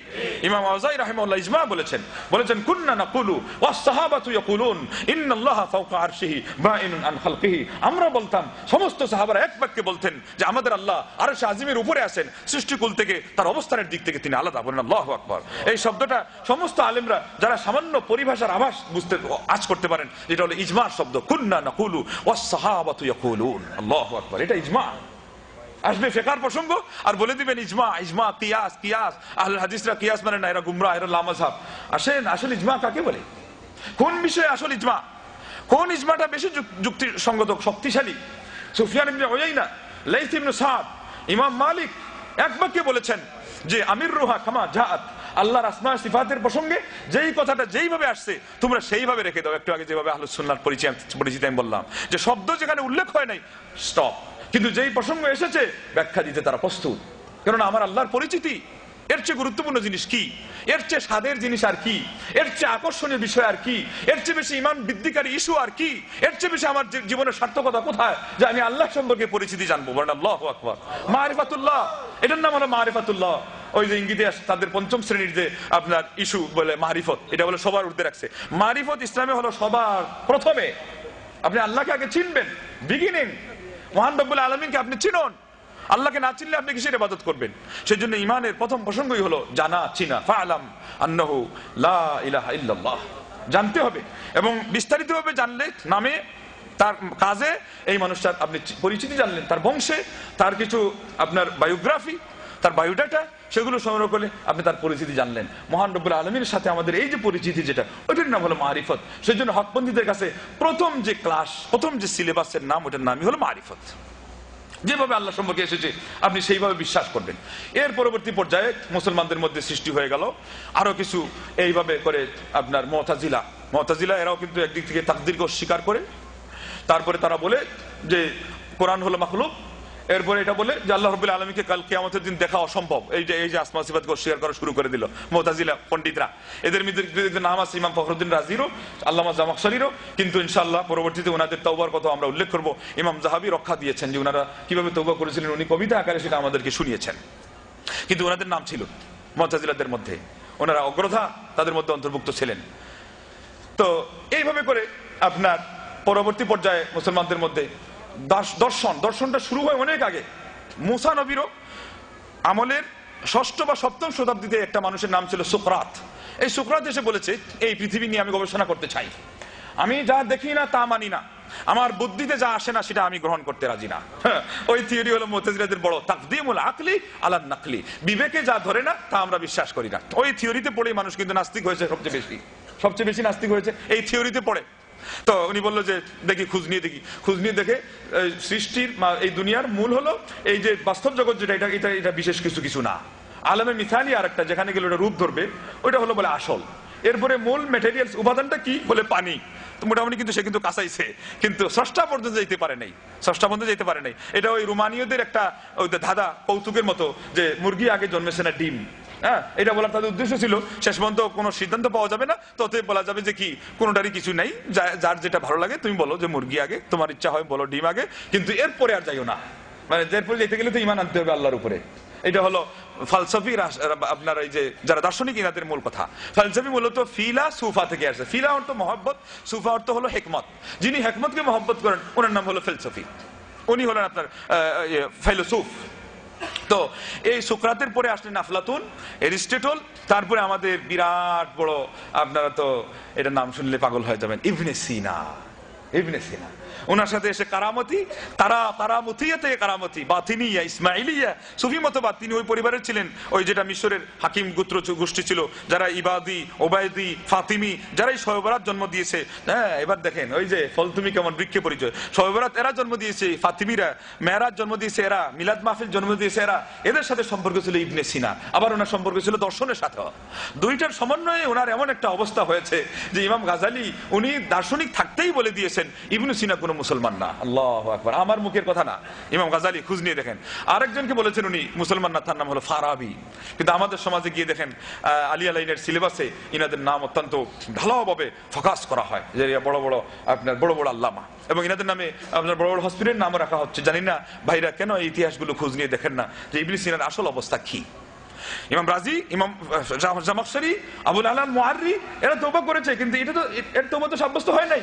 শেষ পর্যন্ত ইবনে সালাহ বলেছেন লাম ইয়াকুন আলিমান মিন উলামাইল মুসলিমিন ইন্নাহু শাইতানুন মিন শায়াতিনিল ইনসি। বলছেন ইবনে সিনা, ইবনে সালাহ চিনেন তো, বিরাট বড় মুহাদ্দিস, ইবনে হাজারের আগে বিরাট বড় মুহাদ্দিস, বলেছেন মানে পাহাড়ের মতো মুহাদ্দিস, বলছেন যে ইবনে সিনা কোন মুসলিম বিদ্বান ছিল না, সে ছিল একটা মানবরূপী মহা শয়তান। হ্যাঁ, কেন? এই দর্শন বিদ্যা দিয়ে আল্লাহকে অস্বীকার করার যারা মানে পায়তারা চালিয়েছে, মুসলিম মিল্লাতের মগজ খেয়ে যারা বলতে চেয়েছে যে স্রষ্টা বলতে কোনো কিছু নাই, এটা হলো দর্শনের খেসারত। এই দর্শনেও বহু মানে দল ডুবে গেছিল, এবং খেসারতের মধ্যে বড় একটা খেসারত কি হয়েছে এবং মুসলমানদের মধ্যে বিভক্তি যে হলো, এটা কিভাবে আপনারা একটু বুঝেন। কবিতা আকারও আমাদের কবিরা সেটা ঠিক করেছেন। ওনারা বলেছেন লা মুসা ওয়ালা ঈসা ওয়ালা মুহাম্মাদুন আলিমু ওয়ালা জিবরিলু ওয়া হুয়া ইলা মাহাল্লিল কুদসি ইয়াসহাদ কাল্লা ওয়ালা নাফসুল বাসীতাতু লা ওয়ালাল আকলুল মুজাররাদ غير أنك واحدي الذات سرمد فلتخسأ الحكماء من حرم له الأفلاك سجد من أنت يا أرسطو ومن قبلك ومن أفلاط قبلك يا مبلد। এইগুলা বলছেন তারপরে এটা বলে ক্ষান্ত হন নাই, বলেছেন ওমান ইবনু সিনা হিনা মাররাদা মা বুনিয়া লাহু ওয়া শাইয়াদ হাল আনতুম ইল্লাল ফারাশ قد رأى الشهاب وقد توقد। তারা দর্শন দিয়ে আল্লাহকে চিনতে চাইছে। উনি বলছেন, তোমার শেষ কথা যেটা আমি বলতেছি, আফলাতুনের নাম নিয়েছেন, অরিস্টটলের নাম নিয়েছেন, ইবনে সিনার নাম নিয়েছেন, বলেছেন যে তোমরা আগে সেজদা করো ওই সত্তার সামনে চোখ বন্ধ করে, যার জন্য সমস্ত দিক দিগন্ত সৃষ্টির ক্ষণা উপকানা সেজদা করে কোনো প্রশ্ন ছাড়া। বলেন আল্লাহু আকবার। ভক্তিতে আল্লাহ মিলে তর্কে বহুদূর। তোমরা কেন বিদ্যা বুদ্ধি খাটাতে গিয়েছো? তোমরা কি জানো? উদাহরণ দিয়ে বলেছেন তোমরা হলে ওই পঙ্গপালের মতো, যে আগুন দেখে এরপরে লাফ দিয়ে ওখানে পড়ে যায় এবং জ্বলে পুড়ে ছারখার হয়ে যায়। কথা ঠিক না বেঠিক? কেননা আগুনের ভিতরে কি আছে এটা কি কেউ আয়ত্ত করতে পারবে? একজন পঙ্গপাল একটা ইয়ে কি সে এটা সহ্য করতে পারবে? তাহলে তার দূরে সরে থাকা দরকার ছিল, শুধু মানা দরকার ছিল এটা আগুন না। ওই ওর মতো করে আমরা দেখতে গেছি, এত সুন্দর চকচক করছে দেখি, এটা মনে হয় সোনা। তা আজকে আমাদের দার্শনিকরা দেখতে গেছে যে আল্লাহর পরিচয় আমরা নিজেরা বিদ্যা দিয়ে খুঁজতে নিতে যাই, তাইলে আমরা সোনা পাবো, অথচ এসে কিছুই রূপাও পায় নাই, ইমানটাও পায় নাই। কথা এসে গেল আমাদের প্রসঙ্গ, যে যত বড় বাতিল তার ফতোয়া তত বড়। আশারীরা পর্যন্ত এবং মুতাজিলার পর্যন্ত, মনে রাখেন আশারী মুতাজিলার নাম আপনারা খুব সহজে শুনে থাকবেন। আমাদের দেশের সিলেবাসে শারহ আকাইদ নাসাফিয়া তাফতাজানি, আল্লামা তাফতাজানি পড়া হয়, আশারী অথবা মাতুরিদি। এই অবস্থা খুব কাছাকাছি, খুব পাশাপাশি, শেষে গিয়ে সামান্য ব্যবধান হয়েছে। আর মুতাজিলা তো অনেকেই আছে, মুতাজিলাকে কত শ্রদ্ধার চোখে আমাদের আলিমরা দেখেন। ইবনে তাইমিয়াকে গালি দাও, ইবনুল কাইয়িমকে গালি দাও, এমনকি ইবনে হাজারকেও গালি দাও, আর ইমাম জামাখশরীকে খুব দোয়া দাও। ওনারা কিন্তু তওবার খবর নেন নাই, তওবার খবর ছাড়াই, যে জানেন যে উনি জামাখশরী বড় মুতাজিলি আলিম ছিলেন। খলিফা মামুনুর রশিদের সময়ে, এই মুতাসিম এবং মামুনুর রশিদের সময়ে এদের সরগরম হয়েছে, ওনারা এই জন্যই দোয়া দেন আমাদের আলিমরা। কিন্তু শুনেন ফতোয়াটা ওনারা আপনাদের উপর কি দিয়েছেন, যদি আপনারা আহলুস সুন্নাহ হয়ে থাকেন। আশারীরা এবং মুতাজিলিরা এক বাক্যে বলেছে, কেউ যদি বিবেক বুদ্ধি খাটিয়ে আল্লাহর পরিচিতি অর্জন না করতে যায় তাহলে তারা হলো কাফির। বলেন নাউযুবিল্লাহ। আপনারা কি আল্লাহকে বিবেক বুদ্ধি খাটিয়ে উদ্ধার করেছেন নাকি না কোরআন সুন্নাহর দলিল শুনে উদ্ধার করেছেন? নবী মুহাম্মদ রাসূলুল্লাহ সাল্লাল্লাহু আলাইহি ওয়াসাল্লামের দাওয়াত শুনে অন্ধভাবে বিশ্বাস করেছেন কি করেন নাই? আমানতু বিল্লাহি ওয়া মালাইকাতিহি ওয়া কুতুবিহি ওয়া রাসূলিহি ওয়াল ইয়াউমিল আখির ওয়াল কদরি খাইরিহি ওয়া শাররিহি মিনাল্লাহি তাআলা। আল্লাহু আকবার। এই সবগুলো কথা কি ঈমানের মৌলিক কথা, কিন্তু না দেখে বিশ্বাস করেছি। বলেন আল্লাহু আকবার। এটাই তো আমাদের ঈমানের মূল পুঁজি। কিন্তু ওরা বলছে না, দেখে শুনে বিবেক দিয়ে তলিয়ে যদি পাওয়া যায় আল্লাহ আছেন তাহলে তো মানা যাবে, নাইলে মানা বলে যাবে না। বলেন নাউযুবিল্লাহ। আর যে এই কাজ না করে সে এক বাক্যে কাফির। এইরকম একটা পণ্ডিত আসছিল ইউরোপ পড়ে আসছে, পড়ে আসার পরে বলছে যে আমি তো বিরাট পণ্ডিত হয়ে আসছি, এখন আর মুসলমান থাকা সম্ভব হচ্ছে না, আমার ওই পণ্ডিতগিরি আমাকে ধাক্কে বের করে দিচ্ছে। বলে তাই নাকি বাবা, এটা কেমন কথা? বলে না, আমার বিদ্যা বুদ্ধি তো বেড়ে গেছে, যে আপনারা যদি আমাকে অকাট্য দলিল দিয়ে না বুঝাইতে পারেন আল্লাহ আছেন, না দেখাইতে পারেন, আর ইমানে থাকবো না। এই ইসলাম টিসলাম এগুলো হলো সব গল্প, এগুলো হলো আপনার পুরানো গল্প। বলে নাউজুবিল্লাহ, এগুলো বলে কাহিনী, আসাতিরুল আউয়ালিন, এগুলো বানানো গল্প। বলে নাউজুবিল্লাহ। নিয়ে গেল তৎকালীন যুগের বড় একজন শ্রেষ্ঠ আলিমের কাছে। মৌলানা সাহেবের কাছে যাওয়ার পরেই উনি বিসমিল্লাহ বলে একটা থাপ্পড় লাগাই দিলেন তার গালের মধ্যে। বললো আমার 3টা প্রশ্ন আছে, এর উত্তর যে আলেম দিতে পারবেন আমি তাইলে ইসলামে থাকবো। একটা হলো যে আল্লাহকে দেখাই দিতে হবে, আরেকটা হলো শয়তান ও আগুনের তৈরি, আর জাহান্নামা আগুনের আল্লাহ কিভাবে থাকে জাহান্নামে মানে দিবেন, ঠিক আছে না নাই? আর একটা হলো তাহলে আল্লাহকে দেখাই দেওয়া, আর একটা হলো শয়তান আগুনের তৈরি, আবার জাহান্নামা আগুনের কিভাবে আল্লাহ ইয়ে করেন আপনার শাস্তি দিবেন। আর এইভাবে করে আরেকটা প্রশ্ন করছিল, একটু পরে আসবে, কথায় কথায় এসে যাবে। তো সে আলিম করলেন কি, তাকে একটা থাপ্পড় লাগাই দিলেন খুব জোরে। থাপ্পড় লাগানোর পরে উনি বললো আপনি কি আমার উপরে রেগে গেছেন? বলে না, রাগি নাই, এটা তোমার উত্তর দিয়েছি। বলে কিভাবে উত্তর দিলেন, আগে আমাকে ব্যাখ্যা দিয়ে বুঝাই দেন। তারপরে উনি বললেন আরেকটা হলো যে তাকদির সে অস্বীকার করে, তাকদিরকে সে মানে না, তাকদির মানি না। তো উনি বললেন এই যে থাপ্পড়টা খাইলা, এই থাপ্পড়ের মধ্যে কি তুমি ব্যথা পাইছো? চিল্লাচিল্লি যে করলাম, হ্যাঁ অনেক ব্যথা পাইছি। বলে ব্যথাটা আমাকে দেখাও, তাড়াতাড়ি দেখাও, কি পরিমাণ, কত কিলো ওজনের তোমার ব্যথাটা পাইছো? বলে এটা তো দেখানো যায় না। বলে বেওকুফ, এটা দেখানো যায় না, আর আসছো স্রষ্টা আল্লাহকে মানে দেখানোর প্রশ্ন করতে। হ্যাঁ আচ্ছা, গত রাত যে তুমি এই প্রশ্নগুলো রেডি করছিলা, তখন কি জানতা যে আমার কাছে আসলে থাপ্পড় খাওয়া লাগবে উত্তর শোনার আগে? বলে না, তা তো জানতাম না। তো কিভাবে তুমি তাকদীরকে অস্বীকার করো? এই জিনিসটা যিনি জানেন তার নাম হলো আল্লাহ, তাকে মানতে হবে না দেখি, তার তাকদীরের উপর আপত্তি করা যাবে না। বলে আমি যে তোমাকে থাপ্পড় মারছি হাত দিয়ে, হাতটা কিসের তৈরি? মাটির। বলে হ্যাঁ। তোমার যে গালে বসাইলাম, গালটা কিসের? বলে মাটির। তো মাটির তৈরি হাতের ব্যথা, মাটির তৈরি গালে যদি লাগে, তাহলে আগুনের তৈরি শয়তানের গায়ে আগুন, যে জাহান্নাম আগুনের তৈরি, তার কষ্ট লাগবে। বললেন যে সালেন্ডার করলাম হুজুর। আল্লাহু আকবার। এইভাবে ইমাম শাফি রাহিমাহুল্লাহর কাছে আসলো একজন নাস্তিক। উনি বললেন তুৎফল দেখেছো? বলে দেখেছি। বলে তুৎফল যদি হরিণ ভক্ষণ করে তাহলে আপনার মৃগনামি বের হয়, মেশকে আম্বর বের হয়। সেই তুৎফল যদি আবার ওই মধুপোকা পান করে তাহলে পরে সেখান থেকে মৌমাছি মধু আহরণ করতে পারে। এই তুৎফল যদি আবার আরেকটা প্রাণীর কথা বললেন, সে ভক্ষণ করে তাহলে পরে আরেকটা জিনিস হয়। আবার এই তুৎফল যদি সাধারণ যে কোনো প্রাণী ভক্ষণ করে তাহলে এটা মল হয়ে বেরিয়ে যায়। কোন জিনিসটা সেখানে আছে? জিনিসটা একটাই, কিন্তু এইভাবে ডাইভার্সন হয়ে ওই ভিতর থেকে 4টা পদ্ধতিতে বের হয়। এটা কে করে তুমি বলে দাও। বলে দিল যে আমার আর প্রশ্ন করা লাগবে না, আল্লাহ আমি মেনে নিয়েছি।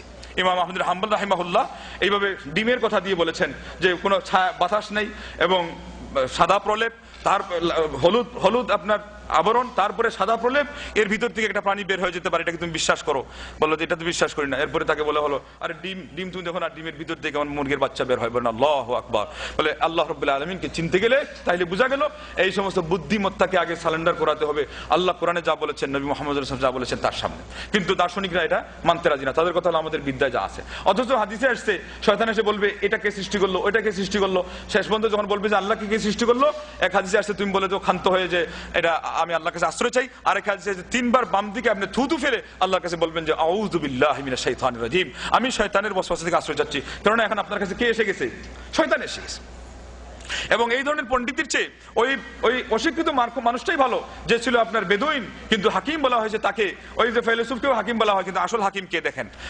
বুদ্ধি দৌড়াইলে হাকিম হয় না। সে বলেছিল আল বারাতু তাদুল্লু আলাল বাঈদ ওয়া আসারুল আকদামি তাদুল্লু আলাল মাসির ফাস-সামাউ যাতু বুরুজিন ওয়াল আরদু যাতু ফিজাজিন ওয়াল বাহরু যাতু আমওয়াজিন ফাকাইফা লা তাদুল্লু আলাল লতীফিল খাবীর।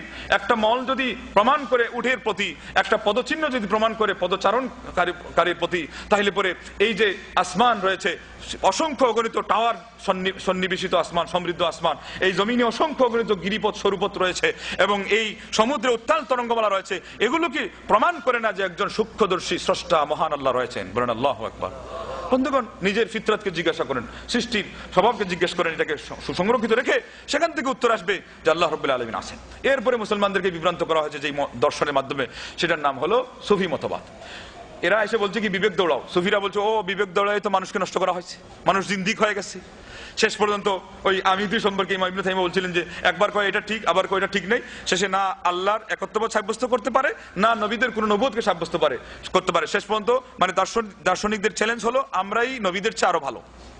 সুফিরা প্রথমে সাধুতা দেখাইলো, বললো যে না, আমরা আল্লাহকে বরং মানতে চাই এবং নবীদের মানে আনুগত্য করতে চাই, তাইলে পরে আমরা দর্শন বিদ্যায় যাব না, বিদ্যা চর্চা করতে যাব না। কি করব? আল্লাহকে বেশি বেশি মহব্বত করবো, বাস। মহব্বত করে নফল ইবাদত করব, জিকির আজকার, তাসবিহ তাহলিল, নামাজ রোজা, খালি আল্লাহ আল্লাহ, বাস। কোন কোন পরিভাষায় আল্লাহ বলেন আল্লাহ বিল্লাহ করা, খালি আল্লাহ বিল্লাহ, ব্যাস। এরা বলছে যে এটা নিয়ে থাকরে বাবা, এই বিদ্যা চর্চা করে দেখছি মানুষ কি জিন্দিক হয়ে গেছে, তো অতএব এই ইলিম চর্চা করা যাবে না। এটা কি সঠিক হয়েছে? ইলিম লাইন মতো চর্চা করা দরকার ছিল, এই হলো আসল সমাধান। তারা করছে কিনা ইলিম চর্চা করা যাবে না, যার ফলে ঘুরে ফিরে হয়েছে কি কিছুদিন মাত্র একটু ভালো ছিল। এবং এরাই ছিল ওরা যাদেরকে এরা বলে সুফি, কিন্তু তারা সুফি না। মোহাম্মদ বিন ওয়াসে তাদের মধ্যে উল্লেখযোগ্য একজন, মোহাম্মদ বিন ওয়াসে উল্লেখযোগ্য একজন, এবং হাসান বাসরি উল্লেখযোগ্য একজন, এবং তারাই প্রকৃত অর্থে আল্লাহর ওলি হয়েছিলেন, যাদের মধ্যে সুফি নামও ছিল না, এদের এই কাজও ছিল না। এই মোহাম্মদ বিন ওয়াসের একটা অঙ্গুলিকে আপনার কোথায় পাবেন মুসলিম বলেছিলেন সেনাবাহিনীর মধ্যে খুঁজে খুঁজে, সে কোথায় বলছিল যে সে সেনাবাহিনীর এক পাশে দাঁড়িয়ে আছে আর আঙ্গুল তুলে জন্য কি যেন বলতেছে। তো উনি বললেন যে আঙ্গুল তুলে আল্লাহর দিকে ইশারা করতেছে, তুরস্ক জয় করতে চাচ্ছেন তখন কোথায় পাবেন মুসলিম। এরপরে বললেন লা ইসবাউ মুহাম্মদ বিন ইবনে ওয়াসিআইন আহাব্বু ইলাইয়া মিন মিআতি আলফি জুনদিয়িন তারিরিন ওয়া সাইফিন শাহীরিন। আমার কাছে এই ধরনের মুহাম্মদ বিন ওয়াসের একটি অঙ্গুলি 1 লক্ষ সশস্ত্র বাহিনী সেনাবাহিনী অপেক্ষা এবং 1 লক্ষ সুপ্রসিদ্ধ ফেমাস তরবারি অপেক্ষা আমার কাছে আরো প্রিয়। বলেন আল্লাহু আকবার। কেননা এই দোয়ার মাধ্যমে তারা আগে বিজয় লাভ করেছিলেন এবং এই মুহাম্মদ বিন ওয়াসিকে তারা জানতেন যে এরা হলো আল্লাহর ওলি। আল্লাহর ওলি হওয়ার জন্য আজকে যে পেশা ধরেছে তা নয়। হাদিসে এসেছে নাসাই শরীফে এবং মুসনাদে হাকিমে হাদিসে এসেছে কি জানেননি, কাল কিয়ামতের দিন আল্লাহর ওলি কারা হবে? ইনশাআল্লাহ আপনারা আল্লাহর ওলি হবেন যদি নিয়ত করে মাহফিলে বসেন যে হক শিখার জন্য, হকপন্থী ভাইদের সাথে সঙ্গ দেওয়ার জন্য এখানে এসেছি। হাদিসে এসেছে কাল কিয়ামতের দিন গম্বুজ তৈরি করা হবে এবং গম্বুজ তৈরি করা হবে জ্যোতির, নূর, আল্লাহর দেওয়া বিশেষ নূর, তাও জান্নাতি নূর।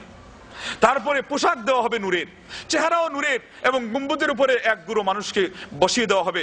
নবীরা পর্যন্ত এখানে স্থান পাচ্ছেন না, বরং ঈর্ষা করছেন আর বলছেন যে আল্লাহ এরা কারা?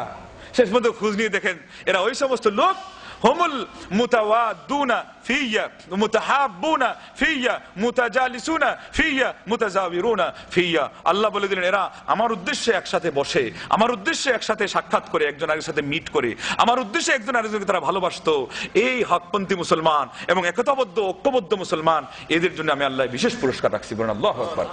সে ঘটনা এখানে শেষ নয়, হাদিসে এসেছে এরপর আল্লাহ নবী বলছেন ইকরাউ ইন শি'তুম, যে আলা ইন্না আউলিয়া আল্লাহ লা খাউফুন আলাইহিম ওয়া লা হুম ইয়াহজানুন আল্লাযীনা আমানু ওয়া কানু ইয়াত্তাকুন। এদের সম্পর্কে বলা হয়েছে তাদের কোনো চিন্তা থাকবে না, এবং তাদের আরেকটা পুরস্কার হলো সমস্ত মানুষ চিন্তাগ্রস্ত থাকবে। এরা যেহেতু গম্বুজে বসেই আছে, টাওয়ার মানে টাওয়ারের উপর বসে আছে, তাহলে পরে এদের চিন্তা আবার কিসের? এই জন্য এরাই হলো চিন্তা মুক্ত থাকবে যারা আল্লাহর উদ্দেশ্যে, হকের উদ্দেশ্যে যারা একমত হয়ে তারা একজন ভাই একজন ভাইকে মহব্বত করতে পারেন। আল্লাহু আকবার। কি এখন পর্যন্ত কি মনে ঘৃণা নিয়ে আসছেন? বলে আল জুবাইল দাওয়াত সেন্টারে মোতাবা কি যেন কয় একটু শুনে দেখি, পছন্দ হইলে মানলাম আর না হইলে গুল্লায়, ব্যাস কাপসা টাপসা খাইয়া এরপরে সালাম, আগামী বছর আবার মনে চাইলে যাবো আর নাইলে নাই। কি ভাই আল্লাহর কসম, এই সমস্ত মাহফিলের সাথে যদি এই ধারণা নিয়ে আসেন আপনি তো আল্লাহর ওলি হইতে পারলেন না। কেননা এখানে আলহামদুলিল্লাহ আমাদের কাল আল্লাহ কাল রাসূলুল্লাহ ছাড়া আর কোনো কথাই, এবং সালেফে সালিহদের ওলায়াত ছাড়া কোনো কথাই নাই। এখানে ওই ওলায়াত নাই, ও মাঝখানে আরেকটা বাদ পড়ে গেছে, শিয়াদের ওলায়াত। বলছে ওলায়াতুনা ওলায়াতুল্লাহ লাম ইউবাস নাবিয়্যুন ইল্লা বিহা। শিয়ারা বলছে আমাদের ওলায়াত যেটা, এটা সরাসরি আল্লাহর দেওয়া ওলায়াত, কোন নবী পর্যন্ত এই ওলায়াতের করিডোর মানে না ছুঁয়ে তার দুনিয়াতে আসার সুযোগ নেই। এরা হলো শিয়া। বলেন নাউযুবিল্লাহ।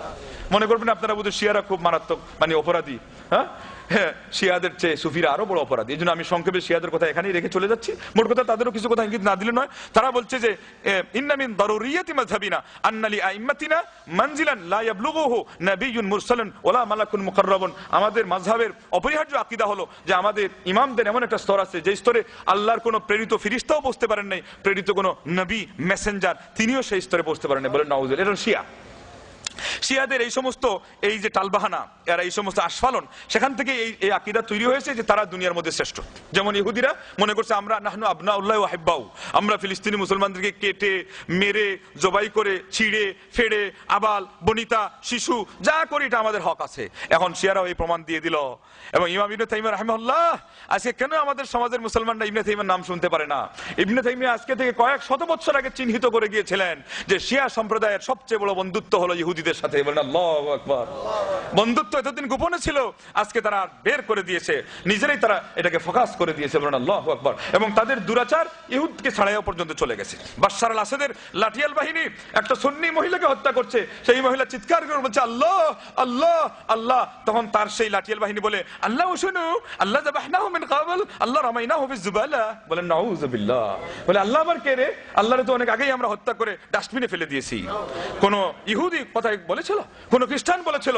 সেজন্য ইমাম ইবনে তাইমিয়া বলেছেন আর রাওয়াফিদু আখবাতু মিনাল ইয়াহুদ আখবাতুল খালকি তাহতা আদিমিস সামা। রাওয়াফিদরা হলো ইহুদি অপেক্ষা আরো খবিস, আরো নোংরা শিয়ারা।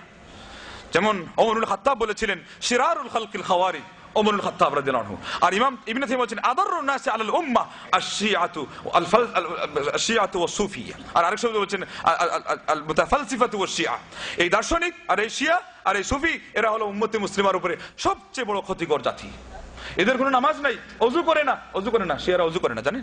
হারামের আশপাশে গেলে দেখবেন এদের শরীর থেকে গন্ধ আসতেছে, অজু করে না, এমনি দাঁড়িয়ে থাকে, রুকুটুকু কোনো দিলে দিল, সেজদা কোনো নাই। জিহাদ কি? যারা তাদের দলকে সমর্থন করে না সারা রাত দিন খালি ওদেরকে গালি দাও, এটা হলো সবচেয়ে বড় জিহাদ। জাকাত কি? সালমান ফার্সির নামে সিন সিন সিন অঙ্কন করো, এটা জাকাত। মাবুদ কয়জন? আকানিম সালাসা, সিন আইন মিম। এটা কি এমন রে বাবা? এটা তো আমরা শুনছি খ্রিস্টানদের মাঝে আছে তিনটা তৃত্ববাদ, ঈসা আর মারিয়ম আর আল্লাহ। বলছে আমাদের ওখানে সিন আইন মিম, নামও নাই, মানে অক্ষর। সিন দিয়ে কি সালমান ফার্সি, আইন দিয়ে কি আলী, মোহাম্মদ দিয়ে কি বলে, মিম দিয়ে কি বলে মোহাম্মদ, এগুলো বলে তাদের আল্লাহ। বলে নাউজুবিল্লাহ। এটা হলো তারা শাসন করতেছে এখন শরিয়াতে। আল্লাহর কাছে দোয়া করেন তো কোনোদিন আজিলায়? এরা মনে সন্দেহ রেখে দোয়া করবেন না, এরা হলো না মানে ইসলামের সাথে সম্বন্ধিত, কিন্তু ইসলামের জন্য আরো বেশি ক্ষতিকর, অরিজিনাল কাফিরদের অপেক্ষা আরো বেশি ক্ষতিকর। এদেরকে চিহ্নিত করে গেছেন ইমাম ইবনে তাইমিয়া অনেক আগে।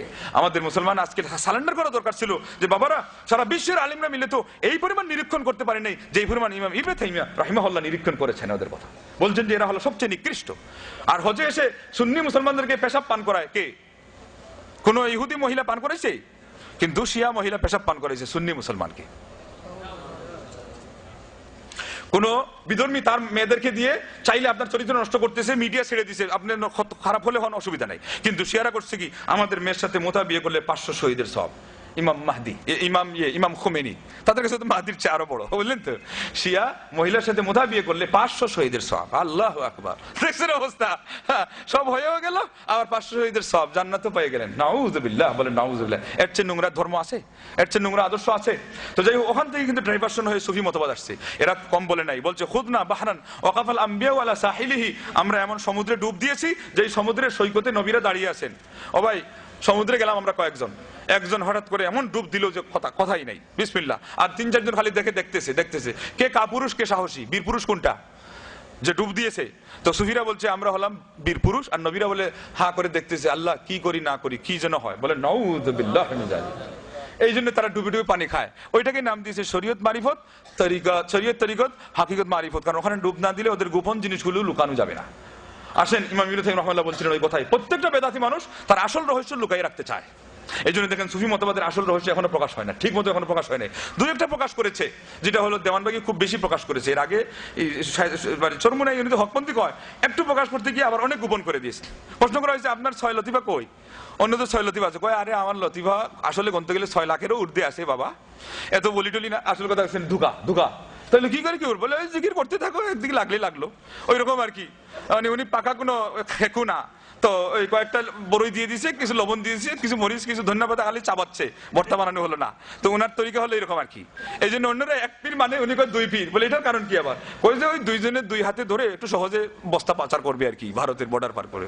বলে নাউযুবিল্লাহ মিন যালিক। দেওয়ানবাগি এসে বলছে কি না 6 লতিফা ঠিকই আছে, বরং এই 6 লতিফার সাথে 6 খুশও আছে, 5টা আলমে খালকের 5টা আলমে আমরেরও আছে। বলে নাউযুবিল্লাহ, এগুলো সব কি?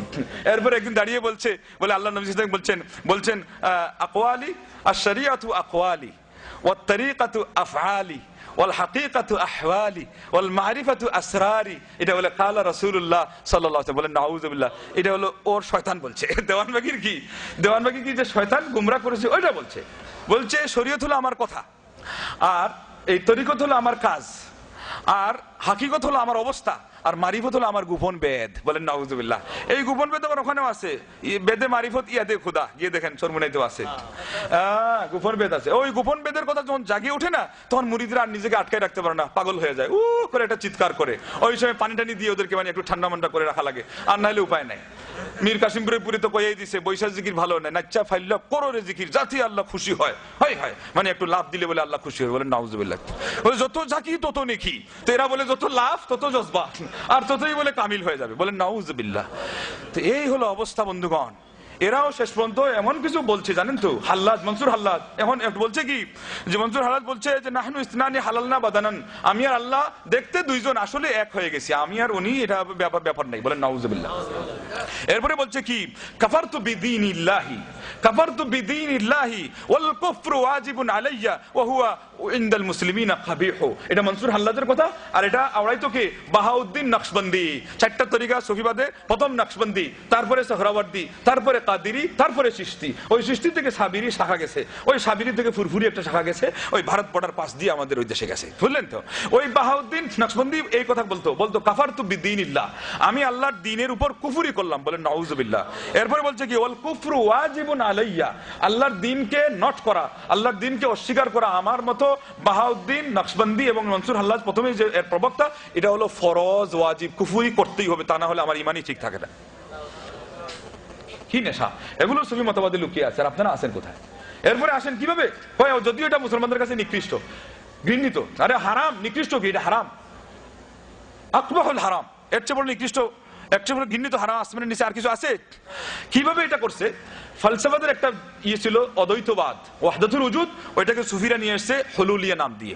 বলছে সাধনা করতে করতে এক পর্যায়ে আপনি ওই মহাত্মা হয়ে যাবেন, আত্মা মহাত্মা, পশু আত্মা থেকে মহাত্মায় যাবেন, এরপরে পরমাত্মা আর মহাত্মা এক হয়ে যাবে। ওই ওখান থেকে হিন্দুদের গান্ধী ছিল মহাত্মা, ঠিক আছে তো। আমাদের দেশের গুরুবাদ, তারা বলছে যে আল্লাহর একটা কালার আছে চুনের মতো, আর বান্দাদের কালার হলুদের মতো। ওই সাধনা করতে করতে হলুদ গিয়ে যখন চুনে মিশে যাবে, তখন তৃতীয় আরেকটা কালার ধরবে, এই কালারে আর কোনো ছুটাছুটি নাই, একটা আরেকটার সাথে এমন ভাবে জট লাগিয়ে যাবে, আর বলে কোনো পার নেই, মানে একটা আরেকটা এক হয়ে গেছে, ওনার আলাদা করার সুযোগই নেই। আর যদি ঘটনা এমন যে আলাদা করার সুযোগ যদি না থাকে, ওই জায়গাতেই কিন্তু কুফরি আসতেই হবে, কেননা মাবুদ নাই তো। আপনি যে ইবাদত করবেন, আল্লাহ যে বলেন ওমা খালাকতুল জিন্না ওয়াল ইনসা ইল্লা লিয়াবুদুন, শুধু ইবাদতের জন্য আমি সৃষ্টি করছি জিনকে এবং ইনসানকে। এখন তো এমন ভাবে জট লাগছে, ছুটানোর উপায় নাই।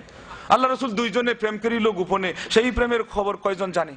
মিয়ানে আশিক ও মাসুক রামসেস কারামান কাতিবিরা হাম খবরনেস। বলছে আশিক মাসুকের ভিতরে এমন গোপন রহস্য এসে লেগে গেছে, এখানে কেরামান কাতিবিন ফিরিস্তাও গেট আউট, দরকার নাই তোমার এখানে কোনো প্রবেশাধিকার নিষেধ। বলেন নাউজুবিল্লাহ। তারা এখন গোপন খেলা খেলছে। ভাই ভুলে যাব, কথা বলে ফেলি, এটা তো চরমুনের ঘটনা ছিল, অনেক শ্রদ্ধা করতাম, কিন্তু কিছুদিন আগে বরুণা লুৎফুর রহমান, উনি হলো হুসাইন আহমদ মাদানীর মুরিদ, সেই জায়গাতে একজন আলেম গেছেন এজাজ মাদানী, তাকে গিয়ে বলা হয়েছে যে আপনি হুসাইন আহমদ মাদানী সাহেবের আজমির শরীফের কাহিনীটা কয়ে দেন। শুনবেন আজমির শরীফের কাহিনী কি? আমরা তো আগে এতটুকু খালি বলতাম যে আমাদের আলিমরা বলছে আমাকে মাফ করে দাও হুসাইন আহমদ মাদানীর খাতিরে, আমরা বলতাম এটা বেদাত। কিন্তু ওনার মাধ্যমে কি ঘটনা ঘটছে এবার শুনেন।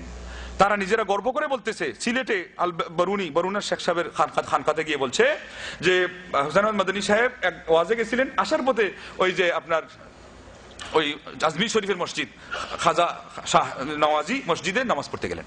12টার সময় উনি পৌঁছেছেন, নামাজ হবে 1টায়। উনি আসার সাথে সাথেই খানকার যত আশিগান খাজেগান জিন্দেগান মুর্দেগান আছে না, এগুলো বলে সব করছে কি, ওনাকে তালা বন্ধ করে দিছে। মানে এখানে তাহলে বোঝা গেল লকও আছে, গেট লক আছে না, গেট লক, মানে গেট লকের মধ্যে একেবারে মুড়ির টিন বানায় আপনারা ভরিয়ে দেয়, তো এখানে বলে তালা বন্ধ করে দিছে ওনারে। তালা যে বন্ধ করছে আর এখন বের হয় না। তো ঘটনা কি, কবর জিয়ারত আসসালামু আলাইকুম আহলাল কবর শেষ পর্যন্ত ইলা আখিরি। এরপরে তার জন্য দোয়া, মৃত্যুকে স্মরণ করা, উপদেশ নিয়ে বাড়িতে ফেরত আসা, এই তো না। উনি বসে আছে, কি পরিমাণ বসে আছে, বলছে নামাজ হবে 1টায়, সময় 1টা, 1:30, 1:45, মাদানী সাহেব বের হয় না। 1:45টার সময় উনি খটখটায় কয় যে দরজা খুলে রে। এরপরে উনি বের হইলো, ওই ঝগড়া হলো কে ইমামতি করবে না করবে, মোট কথা পরে উনি ইমামতি করলেন। তারপরে পাগড়ি পরিয়ে দেওয়ার পালা আসলো, উনি দুর্বল মানুষ, অনেক কষ্ট করে পাগড়ি পরিয়ে দিচ্ছেন। শেষে কি বলছেন শুনবেন, শেষে বলছেন মুঝে জো কুছ মিলা হ্যায় ইস দর কে তুফাইল সে মিলা। বলেন নাউজুবিল্লাহ। দর মানে দরগাহ, গাহ শব্দটা বাদ রেখে দর বলা হয়েছে এখানে, কিন্তু এটা হলো ওই দরগা। বলছেন আমার জীবনে যা কিছু পাইছি এই দরগার বরকতে পাইছি। বলেন নাউজুবিল্লাহ। শিরিক এর চেয়ে বড় জঘন্য দুনিয়াতে আর আছে? আর এই ঘটনা এই জন্যই ঘটবে যে আমি একটা থিসিস পড়েছিলাম, মোশতাক আহমদ নামে একজন ভাই থিসিস করেছে ওনার জীবনীর উপরে। ওখানে লিখছে যে উনি যেখানে মদিনায় 18 বছর বুখারীর দর্শ দিচ্ছেন, হাদিস দর্শ দিচ্ছেন, সেখান থেকে ইমদাদুল্লাহ মুহাজির মক্কি ওনাকে নিয়ে চলে যায় ভারতবর্ষে। ওই জায়গায় একটা গর্তের মধ্যে 6 মাস রেখে দেয়। উনি 6 মাস গর্ত থেকে বের হয়ে কয় কি জানেন, যে 18 বছর মসজিদে নববীতে হাদিসের দর্শ দিয়ে যা পাই নাই, 6 মাসে গর্তে বসে আমি এর চেয়ে বেশি পাইছি। বলেন না?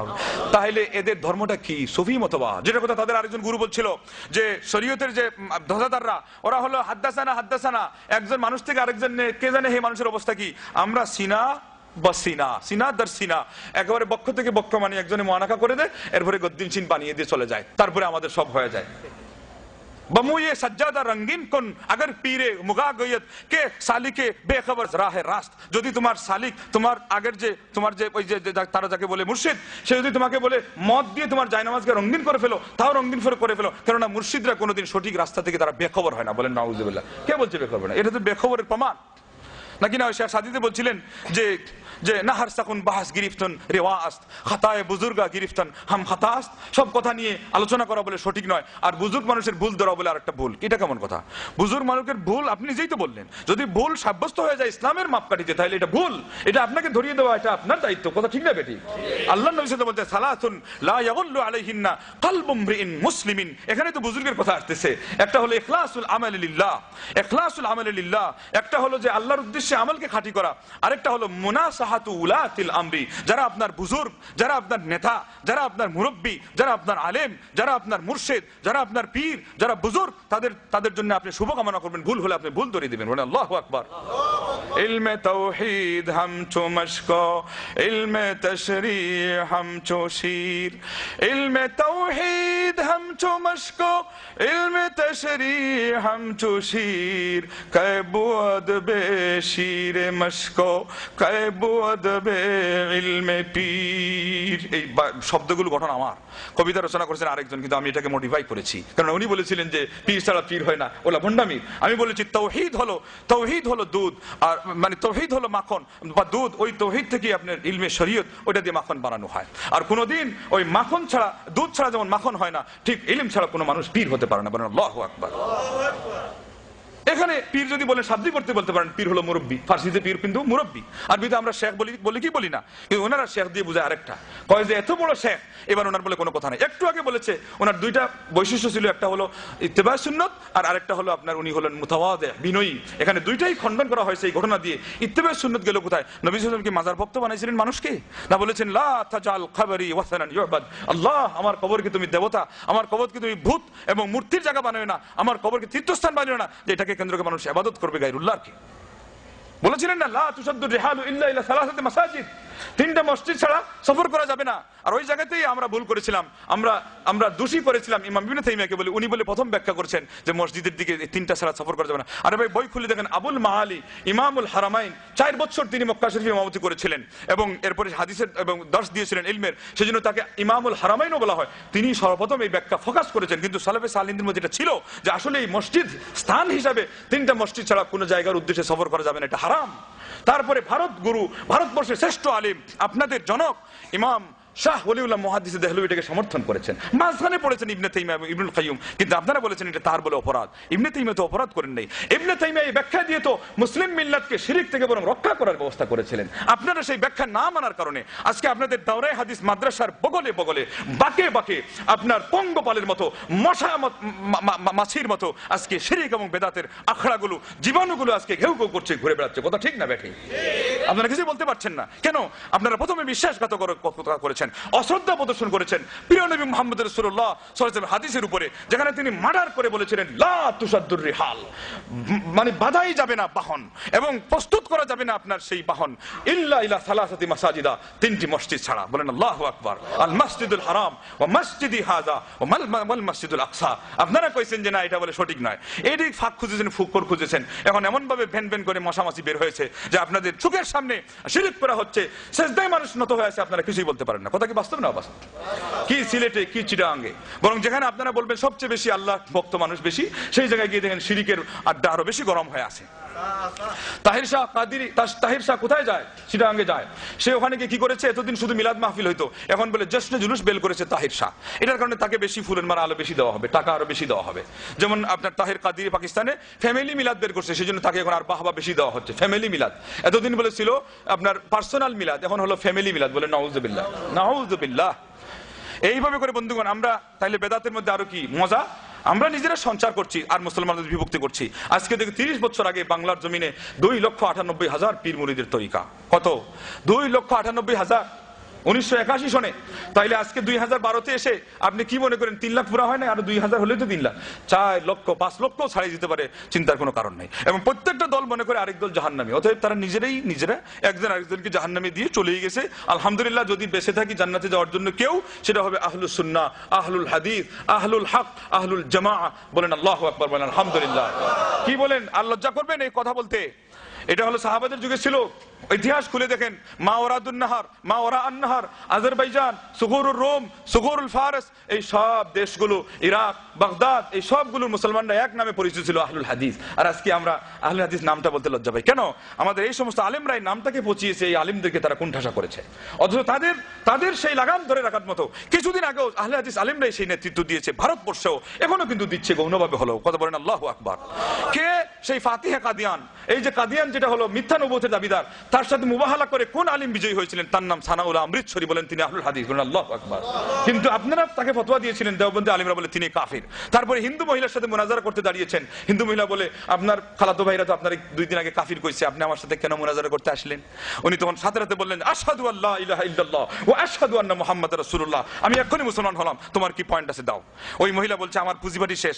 এত বড় দিশক্তি, এত বড় উপস্থিত বুদ্ধির, এত বড় আলেম আমি দুনিয়াতে আর দেখি নাই। পেশাব টেশাব করে চেহারা চেয়ার ভিজাই দিয়ে ওই মহিলা পালিয়ে গেছে। আল্লাহু আকবার। আল্লাহ এদেরকে হক সাহায্য করেছে, আপনারা তো করেন নাই। মোহাম্মদ আলী বেঠালবি রঙ্গিলা রসুল লেখকের প্রতিবাদে দাঁড়িয়ে ফাঁসি কাষ্ঠের নিচে যে হাসি দিয়েছে, এবং ইংরেজের সেই রাগের কারণে আবার তার জানও বেঁচেছে এবং তার বিজয় এসেছে, সেটা হলো আহলুল হাদিস। বলেন আল্লাহু আকবার। আর আজকে লজ্জা হয় না যে দেওবন্দি আলিমরা আহলুল হাদিসদেরকে বলে, এরা বলে ইংরেজের প্রজন্ম। বলেন নাউজুবিল্লাহ। ইংরেজের আমলে জন্ম হয়েছে এই কাদিয়ানির, এবং ইংরেজের আমলে জন্ম হয়েছে আরো অনেকের, সেই সাথে আপনাদেরও। আমরা বলি না যে আপনারা দালাল, আপনারা চেষ্টা করেছেন, কিন্তু আপনারা আদা সাদা করেছেন। খাঁটিভাবে যদি কেউ প্রতিবাদ করে, ফারাইজি আন্দোলনের যে আপনার আদর্শ নিয়ে বাংলাদেশে এখন পর্যন্ত তিতুমিরের খুঁটি গাড়া ছিল বা নিদর্শন আছে, তাইলে এরা হলো প্রকৃত অর্থে আহলুল হাদিস। বলেন আল্লাহু আকবার।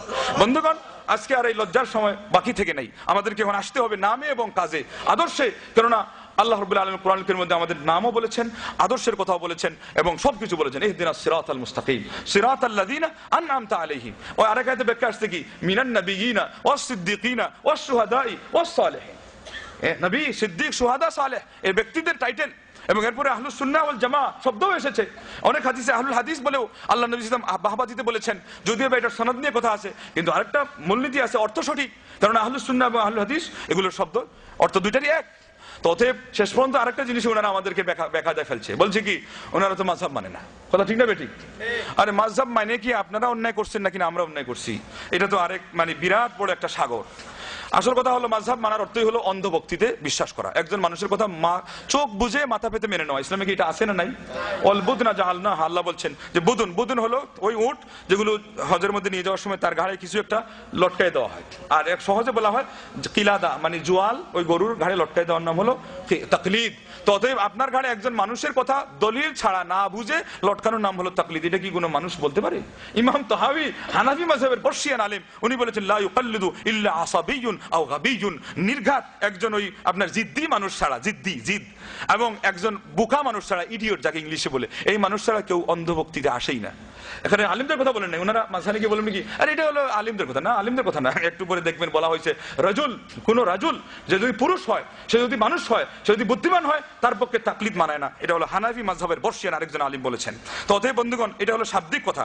মুসাল্লামুস সুবুত শারহ ফাওয়াতিউর রহমত, ফাওয়াতিউর রহমতের 400 পৃষ্ঠা আছে, আর তাকলিদ আল আমালু বিকাউলিল গায়রি মিন গায়রি হুজ্জাতিন কাআখযিল আম্মি ওয়াল মুজতাহিদ মিন মিসলিহি ফাররুজু ইলা নবী সাল্লাল্লাহু আলাইহি ওয়াসাল্লাম ওয়া ইলা আল ইজমা' লাইসা মিনহু ওয়া কাযাল আম্মি ইলা আল মুফতি ওয়াল কাযী ইলা আল আদুল ইলা আল উদুলি। তাকলিদ হলো কোন মানুষ, এমন মানুষের কথা দলিল ছাড়া মেনে নেওয়া যার কথা দলিল না। এটা কিন্তু আবার আরেকটা কথা, যার কথা দলিল না তার কথা দলিল ছাড়া মানা। এর অর্থ হলো যার কথাটাই দলিল তার কথা যদি আপনি মেনে নেন, এটা তো আর দরকার নেই দলিল খোঁজার, তার কথাটা দলিল। যেমন আল্লাহ নবী সাল্লাল্লাহু আলাইহি ওয়াসাল্লামের কথা দলিল, ঠিক সাধারণ মানুষের এগেইনস্টে একজন মুফতি সাহেবের কথা কিন্তু দলিল, কেননা সে তো আলেম না। এবং আরেকটা মূলনীতি আছে যে আল আমিয়ু লা মাযহাবা লাহ, সমস্ত আলেমদের কাছে এই কথাটা প্রসিদ্ধ ছিল। আজকে আমাদের সমাজে এটা ধাবা চাপা দিয়ে রাখা হয়েছে। কয় কি, কয় সাধারণ মানুষ আমরা যাবো কোথায়, মুখ্য সুখ মানুষ, আমাদেরকে যে ডাক্তার যে প্রেসক্রিপশন দিবে ওইটা দেখেই ওষুধ খাওয়া ছাড়া আমাদের বলে কোনো উপায় নাই। অথচ উচিত হলো যে সাধারণ মানুষ কোনো প্রেসক্রিপশনই চিনে না, এবার সে লোকজনকে জিজ্ঞাসা করবে কোন ডাক্তার কত বড়, বলে উনি বেশি বড়, ওনার ডিগ্রি কোথা থেকে, বলে উনার বাংলাদেশ থেকে, ওনার লন্ডন থেকে। সে কিন্তু খালি টাকা জোগাড় করে হালের বলদ বিক্রি করে যায় কার কাছে, যার ডিগ্রিটা লন্ডন থেকে আসছে, যিনি বরং কিছু জানে, উনি কিছু ইস্যু টিস্যু খুঁজে দেখি কে কিরকম ওষুধ দেখে। সাধারণটা কিন্তু দেখা জোগাড় নাই, এক চান্সে কোথায়, এক চান্সে সে হায়ার লেভেলের ডাক্তার যিনি ওনার কাছে। বলেন আল্লাহু আকবার। আলিমগণ বলছেন এই জন্য যে বুদ্ধিমান মানুষের দাবি হলো সে যদি সাধারণ হয়, সে যদি আসলেই মানে জ্ঞানহীন হয়, তাকে আরো বেশি বড় ডাক্তারের কাছে যাওয়া দরকার, সেটা হলো কিতাবুল্লাহ ও সুন্নাতুর রাসূলিল্লাহ বলেন সাল্লাল্লাহু আলাইহি ওয়াসাল্লাম। আর এই কথা কি আমার আপনার নির্দেশনা শুধুমাত্র? নবী সাল্লাল্লাহু আলাইহি ওয়াসাল্লাম বলে গেছেন যাওয়ার সময়, তারাকতু ফিকুম আমরাইনি লান তাদিল্লু মা তামাসসাকতুম বিহিমা কিতাবাল্লাহি ওয়া সুন্নতি। আজকে আমাদের সমাজের লোকজন বলছে কি যে সাধারণ মানুষ যদি আপনি কোন যে কোরআন ও সুন্নাতের কথা, এরা তো বিভ্রান্ত হয়ে যাবে। একটা ব্যাখ্যা আছে, ওটা বুঝাই দিতে হবে, তাহলে তো শেষ। সেটা হলো শাস্ত্রীয় কথা আপনি আনতে যাবেন না, শাস্ত্রীয় কথা ওই বিষয়ের বিশেষজ্ঞ আলেমদের কাছে নিয়ে যান। এটাও কিন্তু আপনারা বলেন নাই, বলছে ইমাম ইবনে তাইমিয়া, বাঘের বেটা, মায়ের সন্তান, কলিজার টুকরা, বলছে হাদিস এর ইসমত মুহাদ্দিসদের কাছে, ফিকহ এর ইসমত ফুকাহাদের কাছে, তাফসীরের ইসমত মুফাসসিরদের কাছে, কিরাতের ইসমত কুররাদের কাছে। ওই যে আল্লাহ নবী বলেছেন লা তাজতামি উম্মতি আলা দালালা, আমার উম্মত একসাথে গুমরাহির উপর একমত হবে না। তো উনি বলছেন যে কেরাত শাস্ত্রের সব হকের কথাগুলো কেরাত শাস্ত্রের আলেমদের কাছে পাইবেন আপনি খুঁজলে, ফিকহ শাস্ত্রের হকের কথা আপনি ফুকাহাদের মধ্যে অবশ্যই পাবেন আপনি খুঁজলে, বা ঠিক মতো এইভাবে হাদিস তাফসীর শাস্ত্র উনি বলে গেছেন। তার মানে শাস্ত্রীয় কথাটা খুঁজে নেওয়া দরকার ছিল, একজন ঠিক করাটা আপনারা অন্যায় করে বলছেন। ঠিক তদ্রুপ এই আপনার ওই যে উপদেশের কথাটা নিতে পারবে না, এটা আপনারা তাকে ডিভাইডেড করে যাচ্ছেন, তাকে আপনারা সেফার, তাকে আপনারা এখানে দোষারোপ করছেন, তাকে আপনারা এখানে আটকাচ্ছেন, বারণ করছেন। বরং সে এখানে উপদেশ নিতে যাবে, তার চোখ দিয়ে অস্ত্র ঝরাবে, শাস্ত্রীয় কথা নিতে গেলে সে আলেমদের আশ্রয় নিবে, কিন্তু ওখানে একজন ঠিক করে দেওয়া আপনাদের অন্যায়। সাহাবাদের যুগে, তাবিদের যুগে, তাবে তাবিদের যুগে একজন ইবনে মাসউদকে পাইছে, জিজ্ঞাসা করছে, আবার ইবনে আব্বাসকে পাইছে, জিজ্ঞাসা করে, দুইজনের কথা হয়তো আসমান এবং জমিন ব্যবধান, কিন্তু সাহাবারা কোনো আপত্তি করেন নাই, ওটাই হলো তাদের মানে কাছে সঠিক ছিল। আপনারা এখন করছেন কি, এটা বলে সুবিধা, অথচ এটা হলো রাজনৈতিক সুবিধা। খলিফা মামুনুর রশিদ দেখছেন যে মানে আরো বেড়ে গেছে, 28টা মাযহাব তৈরি হয়ে গেছে, এখন এটাকে মানে লিমিটেড না করলে ফিতনার মানে গুছানো যাচ্ছে না, কারণ ঝগড়া হচ্ছে, বিবাদ হচ্ছে, একটা আয়াতের ব্যাখ্যা নিয়ে এক মাযহাব আর এক মাযহাবের তরবারি নিয়ে লাগছে, বাগদাদের খেলাফত ধ্বংস হওয়ার মধ্যেও কাজ করছে, টাইগ্রিস নদীকে মুসলমানদের কিতাবের কালি দিয়ে লাল কালো করার কাজ। একদল বলে কি এটা বলে সঠিক না, মাযহাবের দ্বন্দ্ব বেলে হয় নাই, একা একা না হলেও ওই যে আগে যে বলা হলো মুতাজিলা, খারিজি, রাফিজি, শিয়া, ইবাজি, ফাতিমি, বাতিনি, ইসমাইলি, নুসাইরি, সবগুলো মিলে তারপরে আপনাদের যে মাযহাবের দ্বন্দ্ব, এরপরে আবার সুফিবাদের দ্বন্দ্ব, সবগুলো কিন্তু ক্রিয়াশীল অবশ্যই হয়েছে।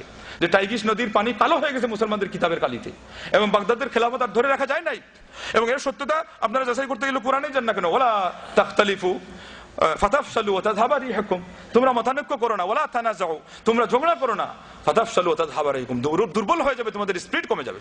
এবং এটা যদি মনে রাখবেন, মতানৈক্য ওনারা বলেছেন সাহাবাদের যুগেও ছিল, এটা হলো মতের মতানৈক্য, কিন্তু আদর্শের মতানৈক্য ছিল না। আজকে আপনাদের কি আদর্শের মতানৈক্য, আদর্শ উসুল, আলাদা উসুল করতে হবে।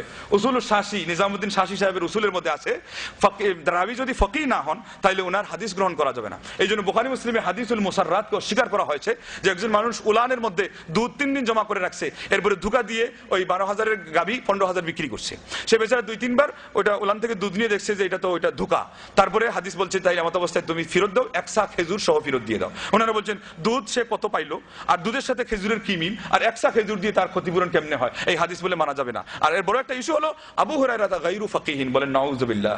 আবু হুরায়রা কত বড় ফাকিহ, ইরাকের একজন আলেম, তার নাম আব্দুল মুনিম সালেহ আল আলী আল ইজ্জি।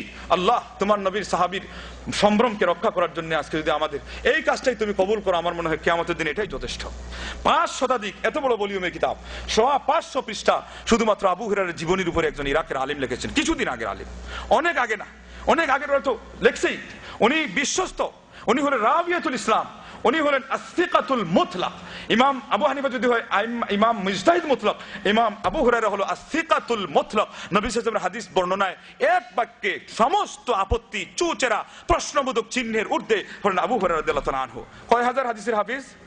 5374টি হাদিসের হাফিজ, হাদিস হাফিজ না, তার থেকে এসেছে কেউ হয়তো লিপিবদ্ধ করেছিলেন হয়তো আরো বেশি, কিন্তু ইসলামের ইতিহাসে সবচেয়ে বেশি হাদিস যিনি দিয়েছেন উপহার। বন্ধুগণ, আলেমদের সাথে আপনাদের একটা শিলারহমিরও কথা আছে। ইমাম গাজালি বলেছিলেন আল ইলমু রাহিমুন বাইনা আহলিল আকলি ওয়াল ফদলি, জ্ঞানী এবং গুণীদের মাঝখানে ইলমটা হলো একটা রক্তের বন্ধনের চেয়ে আরো শক্ত বন্ধন। ইমাম গাজালি বলছেন যে এটা শাফির কথা, কিন্তু আজকে আমাদের মধ্যে দেখি একজন ভাই একজন ভাইয়ের সাথে হিংসা করে। সেই জন্য আবু হুরায়রার সাথে আপনাদের বিশ্বস্ততার পরিচয় দেওয়া, এটা হলো আপনার রক্তের সম্পর্ক আপনার ভাইয়ের সাথে রাখার চেয়ে এটা হলো আরো দাবি বেশি রাখে। বলুন আল্লাহু আকবার। এই সে আবু হুরায়রা যিনি দোয়া করেছিলেন, আল্লাহ নবী সাল্লাল্লাহু আলাইহি ওয়াসাল্লাম বলেন সারা মুমিন মুমিনাত যেন আমাকে এবং আমার মাকে ভালোবাসে, আর আমি এবং আমার মা যেন সারা দুনিয়ার মুমিন মুমিনাতকে ভালোবাসি। আজকে যদি আপনি কোন যে আবু হুরায়রা গায়রু ফাকিহ, তাইলে ওই পরিমাণ ভালোবাসবে? আবু হুরায়রা বলে বুঝতেন না। সহজ অনুবাদ হলো আবু হুরায়রা বুঝসুঝ রাখতেন না, হাদিস খালি উনি অন্ধভাবে খালি বলতেন, হাদিসের কোনো বুদ্ধি জ্ঞান তার বলেছিল না। বলেন নাউযুবিল্লাহ। কত বড় কথা! আপনি এটা বলতে পারেন যে তুলনামূলক একজনের চেয়ে আরেকজন বড় আলেম আছে। সাহাবাদের মধ্যে 7 জন প্রসিদ্ধ ফকিহ ছিলেন, তাবিদের মধ্যে 7 জন প্রসিদ্ধ ফকিহ ছিলেন, কিন্তু উনি ওই মানে না হলে উনি তো মুহাদ্দিসদের মধ্যে সেরা। আর মুহাদ্দিস হলে ফকিহ না হয় এটা কে বলেছে? আজকে পর্যন্ত ইমাম বুখারীর শিরোনামের ফিকহুল বুখারী ফি তারাজুমিহি কোন মায়ের সন্তান তো পরিশোধ করতে পারেন নাই। ইবনে হাজার চেষ্টা করেছেন, ইবনে খুলদিনের কথা অনুযায়ী উনিও হয়তো পারতেন না, কিন্তু অনেকে বলছেন যে ইবনে হাজারের মাধ্যমে অনেকটা আদায় হয়েছে। তাইলে ইমাম বুখারী শ্রেষ্ঠ মুহাদ্দিস, ইমাম বুখারী আবার শ্রেষ্ঠ ফকিহ। ঠিক তদ্রূপ আবু হুরায়রা সারা হাদিস জগতের শ্রেষ্ঠ এবং প্রধান মুহাদ্দিস, যেমন ইবনু আব্বাস তাফসীর জগতের শ্রেষ্ঠ এবং প্রধান মুফাসসির, তিনি হলেন শ্রেষ্ঠ এবং প্রধান মুহাদ্দিস। তাকে আপনি যদি বলেন যে উনি বুঝতেন না, তাহলে এর চেয়ে বড় তার মানে মানহানিকর, তার কুঠারাঘাত হানার মতো কোনো কথা হতে পারে না। শেষে দেখা যায় এটার কারণ কি? আমাদের মাযহাবের ফতোয়াটা টিকিয়ে রাখতে হবে, বাস এইগুলো কথা। বুঝলেন তো? এইভাবে করে আজকে মুসলমানদের মধ্যে বন্ধুগণ এই ডিভাইডেড গুলো হয়েছে। আমার কাছে 2 দিন আগে ফোন আসছে, একজন আলিম নাকি বলছেন যে কোরআনে আল্লাহ বলছেন, উনি সূরা নিসার কথা বলছে, এটা দেখা যায় আসলে সূরা বাকারার আপনার 230 নম্বর আয়াত, যে ফাইন তাল্লাকাহা ফালা তাহিল্লু লাহু মিন বাদু হাত্তা তানকিহা যাওজান গায়রা। যদি 3 তালাক দিয়ে দেয় তাহলে পরে অন্য স্বামীর সাথে বিয়ে না বসলে এই ছেলের জন্য আগের স্বামীর জন্য সেই মহিলা হালাল হবে না, মানে বায়না তালাক হয়ে গেলে। এই হলো আয়াত। এই আয়াত কি এটা বলছে যে হিল্লা বিয়ের কথা? কিন্তু একজন ইমাম নিতে পারেন, এবং এটা ইমাম আবু হানিফা নিয়েছেন কিনা, কিন্তু হানাফি মাযহাবের অনেক ফকিরা নিয়েছেন। এই হলো কথা। এখানে আমানতদারির কথা হলো আপনি নিশ্চিত না হলে বলতে পারবেন এটা উনার কথা, কারণ ইমাম তো অনেক। বিশেষ করে ইমাম আবু হানিফা রাহমাতুল্লাহ উনি একটা বোর্ডে বিশ্বাসী ছিলেন। প্রধানত 3 জন ছিলেন, জুফর, আবু ইউসুফ এবং মুহাম্মদ। আবার তিনি ছিলেন তাদের পৃষ্ঠপোষক এবং উপদেষ্টা। আরো বড় আরেকটা পরিসর ছিল, প্রায় 17 থেকে 18 জন সেখানে ছিল। আপনারা কোন যেটা সব ইমাম আবু হানিফার কথা কইছে। উনি কইছে যে আল্লাহ কোরআনে কইছে যে এই মেয়েকে এবার হিল্লা বিয়ে দিয়ে আগের স্বামীর কাছে দিতে হবে। আমার তো মাথা নষ্ট হয়ে গেছে, কিভাবে এটা দাবি করতে পারে? এটা আল্লাহর কথা। বলেন নাউযুবিল্লাহি মিন যালিক। আল্লাহ বলছেন হাত্তা তানকিহা যাওজান, তানকিহা সে বিয়ে বসবে। এখান থেকে ওনারা একটা পদস্খলন করেছেন, বলে তানকিহা যেহেতু তার দিকে সম্বন্ধ করা হয়েছে, এর অর্থ হলো মহিলা বলে অলি ছাড়া বিয়ে বসতে পারে। আরে হাদিসের ব্যাখ্যা যেতে হবে না? মূলনীতি কি? কোরআনের ব্যাখ্যা যদি কোরআনের অন্য আয়াতে না পাওয়া যায়, হাদিসে যেতে হবে। হাদিস বলেছে যে এই মহিলা তার অভিভাবকের অনুমতি ছাড়া বিয়ে বসলো, 3 বার করে তার বিবাহ বাতিল বাতিল বাতিল। আজকে এই হাদিস না মানার কারণে আজকে থেকে প্রায় 12 বছর আগে রিপোর্ট এসেছে যে বাংলাদেশে আপনার কোর্ট কাছারিতে মহিলাদের পক্ষ থেকে ডিভোর্সের পেপারে উকিল মুখতারদের টেবিল ভেঙে যাচ্ছে। কারণ কি? ওই যে আপনারা ওইটা শিথিল করে দিয়েছেন, এখন ওই কোর্ট ম্যারেজ করে সব শেষ করে ফেলতেছে। কোর্ট ম্যারেজ যেমন ম্যারেজ হয় কোর্ট ম্যারেজ, এমন কোর্ট ডিভোর্সের মাধ্যমে ধরহম সব হয়ে যায়, সব কাটসাট হয়ে যায়। তো যাই হোক, দ্বিতীয়টা বলা হলো যে উনি ওনাদের কেউ হয়তো ফতোয়া দিয়েছেন যে ঠিক আছে যে কোনো ভাবে রেডিমেড একটা বিয়ে করে এটাকে দিয়ে দাও, কিন্তু এটা কি ইসলামে এলাউড? নবী সাল্লাল্লাহু আলাইহি ওয়াসাল্লাম বলছেন যে আমি কি তোমাদেরকে ভাড়াটিয়া পাঠা সম্পর্কে সংবাদ দিব না? ভাড়াটিয়া পাঠা সেটা কোনটা? যাকে শুধুমাত্র বিয়ে দেওয়া হয় আরেকটা লোকের জন্য তার ওয়াইফটাকে হালাল করে দেওয়ার জন্য, ওটা হলো ভাড়াটিয়া পাঠা। এখানে ওনারা কি সুযোগ খুঁজে জানেননি? কয় যে আল মুহাল্লিল, আল্লাহ নবী তাকে গালি দেন আর যাই দেন, মুহাল্লিল তো কইছেন। আরে ভাই রে, বলেন নাউজুবিল্লাহ। এটা একটা আলেম এই কথা বলতে পারে? এটা তো ওই ছেলে বখাটে ছেলে বলতে পারে, আরে বাবা লাঠি, বাবা আমারে কয়েকটা বেত্রাঘাত করুক, লাঠি দেখ, টাকা তো দিছে, টাকা তো পাইছে। এটা হলো এই ছেলের কথা। আলেম তো এই ফতোয়া নিতে পারে না। লানাল্লাহুল মুহাল্লিলা ওয়াল মুহাল্লালা লাহ, হাদিসে আসছে আল্লাহ পাক যে এই হিল্লা করে আর যে যার জন্য হিল্লে বিয়ে করিয়ে দেওয়া হয়, 2 জনকে অভিশাপ করেছেন। বলেন নাউযুবিল্লাহি মিন যালিক। অভিশপ্ত কাজ কি? হালাল না হারাম? যে জিনিসটা হারাম এটা চিহ্নিত করার মূলনীতির মধ্যে কয়েকটা হলো, এখানে অভিশাপের কথা আসবে, দুনিয়াতে হোক অথবা আখিরাতে হোক, কোন শাস্তির কথা আসবে, অভিশাপের কথা আসবে। এটা হারাম, অথচ আমাদের সমাজে এটা দেদা আসছে বন্ধুগণ, এই জিনিসগুলোকে বলে দেওয়া হয়েছে। তো যাই হোক, এইভাবে অপব্যাখ্যা সহ অনেক দরজা খুলেছে এবং মানুষকে আপনার বাধ্যবাধকতা নিয়ে আসা হয়েছে নিজেদের কথা অনুযায়ী। ও উলিল আমরি মিনকুম বলে ফিক্স করে দিয়েছেন, এখানেও কোরআনের অপব্যাখ্যা করছেন যে না এরা বলে ইমাম আবু হানিফা। মিনকুমের অর্থ কি? তোমাদের মধ্যে। সেখান থেকে আলিমগণ বলছেন নিজেদের মধ্যে জীবিত যিনি মুফতি বিশ্বস্ত আলেম তাকে। আগে যারা চলে গেছেন তারা তো সালাফ হয়ে গেছেন, এখানে মিনকুম কোথা থেকে আসলো? এবং তাদের মধ্যে হলো ফাইন তানাজাতুম ফি শাইইন ফারুদ্দুহু ইলাল্লাহি ওয়া রাসূল। এই আয়াতেই তো বলে দেওয়া আছে যে যদি তোমরা কোনো বিষয় নিয়ে মতানৈক্যে প্রবৃত্ত হও তাইলে পরে তোমরা এই জিনিসটাকে আল্লাহ এবং আল্লাহর রাসূলের কাছে নিয়ে যাও। তার মানে মতানৈক্য হওয়ার পরেই তো আবার সেটা নিয়ে যেতে হবে কোরআনের কাছে, আবার নিয়ে যেতে হবে বন্ধুগণ হাদিসের কাছে। এইভাবে মুসলিম মিল্লাতের ঐক্যের কথা ইসলাম আমাদেরকে ধরে থাকতে বলেছিল, কিন্তু আমাদের দুর্ভাগ্যবশত আমরা সেই জিনিসগুলিকে লক্ষ্য না রাখার কারণে আজকে আমাদের সমাজে এইভাবে দর্শন, এইভাবে শিয়া, এইভাবে সুফিজম, তারপরে আপনার রাজনীতির নামে এবং সংস্কারের নামে, দাওয়াতের নামে কেউ এই দল, কেউ ওই দল, কেউ তাবলিগে জামাত, কেউ জামাত ইসলাম, কেউ আপনার ওই কজুর, কেউ এটা সেটা দিয়ে দেখা যাচ্ছে যে না একজনের সাথে আরেকজন একটা পিন্ডিলে আমরা বসতে পারি না।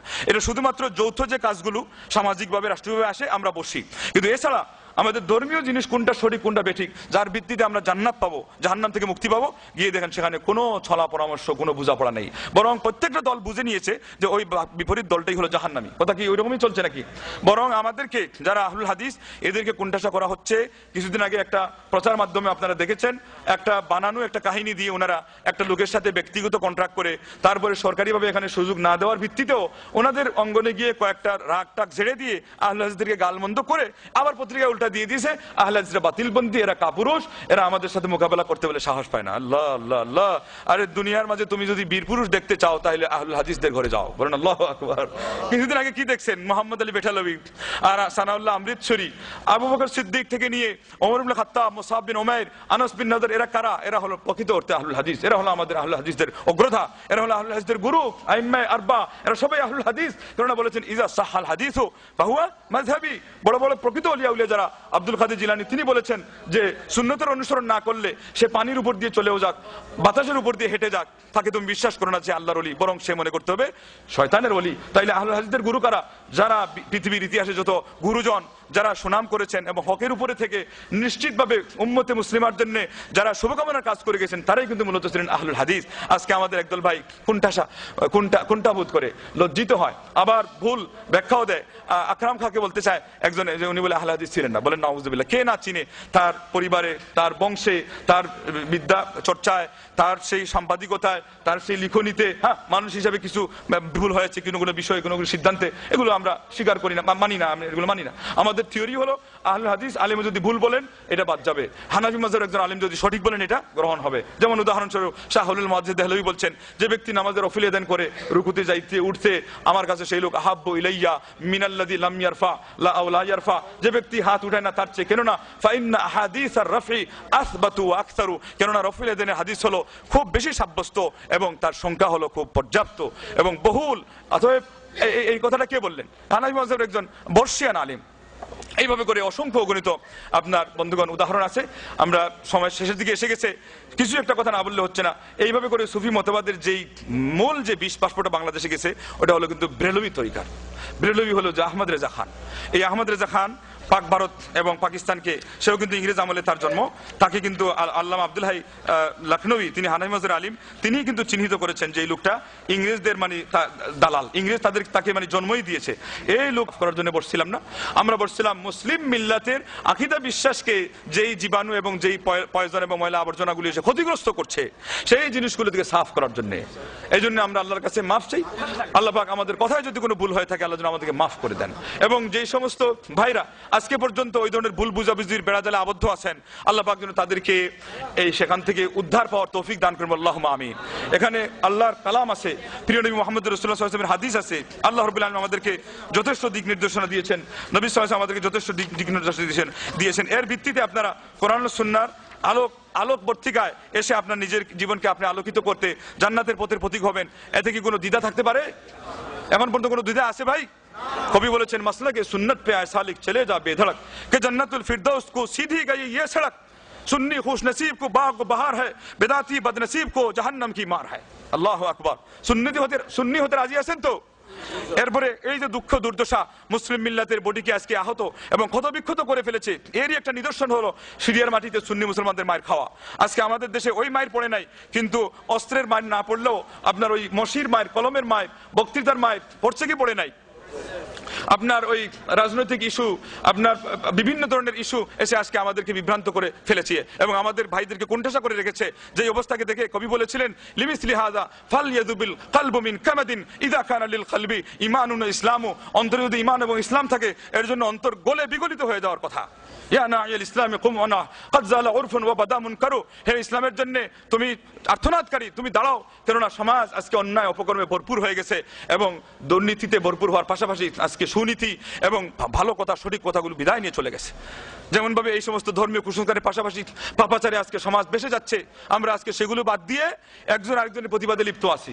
প্রতিবাদে লিপ্ত যিনি শুধুমাত্র হকপন্থী, যিনি শুধুমাত্র আহলুস সুন্নাহ, যিনি শুধুমাত্র কোরআন সুন্নাহর দলিল ভিত্তিক ধরে বসে আছেন, যিনি সালেফে সালেহিনদের বুঝ অনুযায়ী হকের পথে আছেন, উনি সমস্ত দলের প্রতিবাদ করবেন। কেননা ওনার এই প্রতিবাদে সওয়াবও আছে, কেননা উনি হকের প্রতি নিজেকেও রাখতেছেন, অন্যদেরকে টানছেন। কিন্তু বাতিলপন্থী হয়ে আপনি আরেকজন বাতিলের প্রতিবাদ করবেন, এতে সময় নষ্ট হবে, গালমন্দের মাধ্যমে সমাজের উপরে খারাপ প্রতিক্রিয়া পড়বে এবং বাতিলপন্থীরা হাতে তালি দিবে। সেই জন্য সবার উচিত, যারা বাতিলের মধ্যে আছেন, আগে বাতিল থেকে খাঁটি নিয়তে সিরিফ আল্লাহ সন্তুষ্টির উদ্দেশ্যে তওবা করে হকপন্থী হয়ে যাওয়া।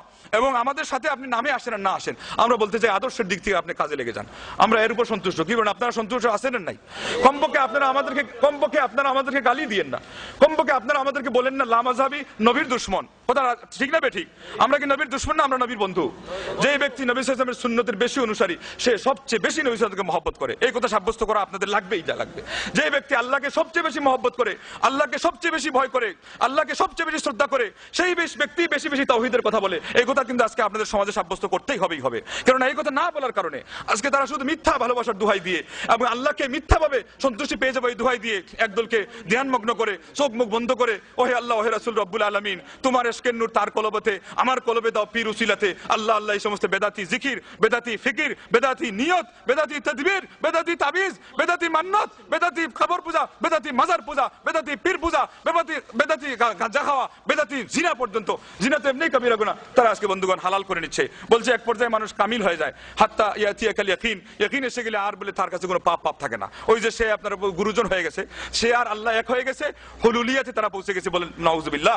আজকে সমাজের এই দুরবস্থায় আমাদের উচিত হকপন্থীদেরকে নিজের বুক সোজা করে, নিজের মাথা উঁচু করে আজকে হক নিয়ে দাঁড়ানো এবং দলিল প্রমাণ সহকারে আপনি দাঁড়াবেন, আল্লাহর কাছে সাহায্য চাইবেন, কান্নাকাটি করবেন, নিজের আমলকে সাজাবেন, সুন্নতি তরিকার উপর নিজের আমলকে সুসজ্জিত করবেন, দোয়া জিকির সুন্নতি তরিকা নিজে পড়বেন, তাইলে ইনশাআল্লাহ আজিজ আল্লাহর পক্ষ থেকে আপনি সাহায্যও পাবেন।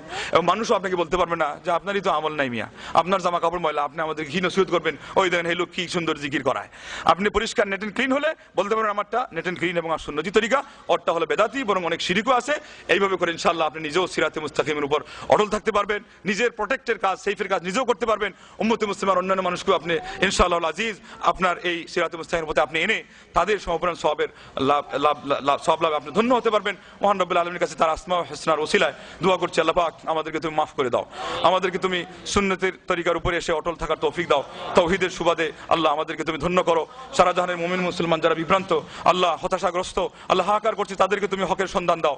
আল্লাহ যারা আজকে জুলুম নির্যাতন শিকার হচ্ছে তাদের উপর থেকে মাবুদ আমাদের পাপের কারণে তুমি এটাকে দেরি না করে, বলবৎ না রেখে আল্লাহ তুমি তাড়াতাড়ি উঠিয়ে দাও এবং আমাদের দেশকে, আল্লাহ আমাদের জনগণকে, আমাদের জাতিকে আল্লাহ তুমি দেশে বিদেশে যে যেখানে আছে আল্লাহ হেফাজত করো।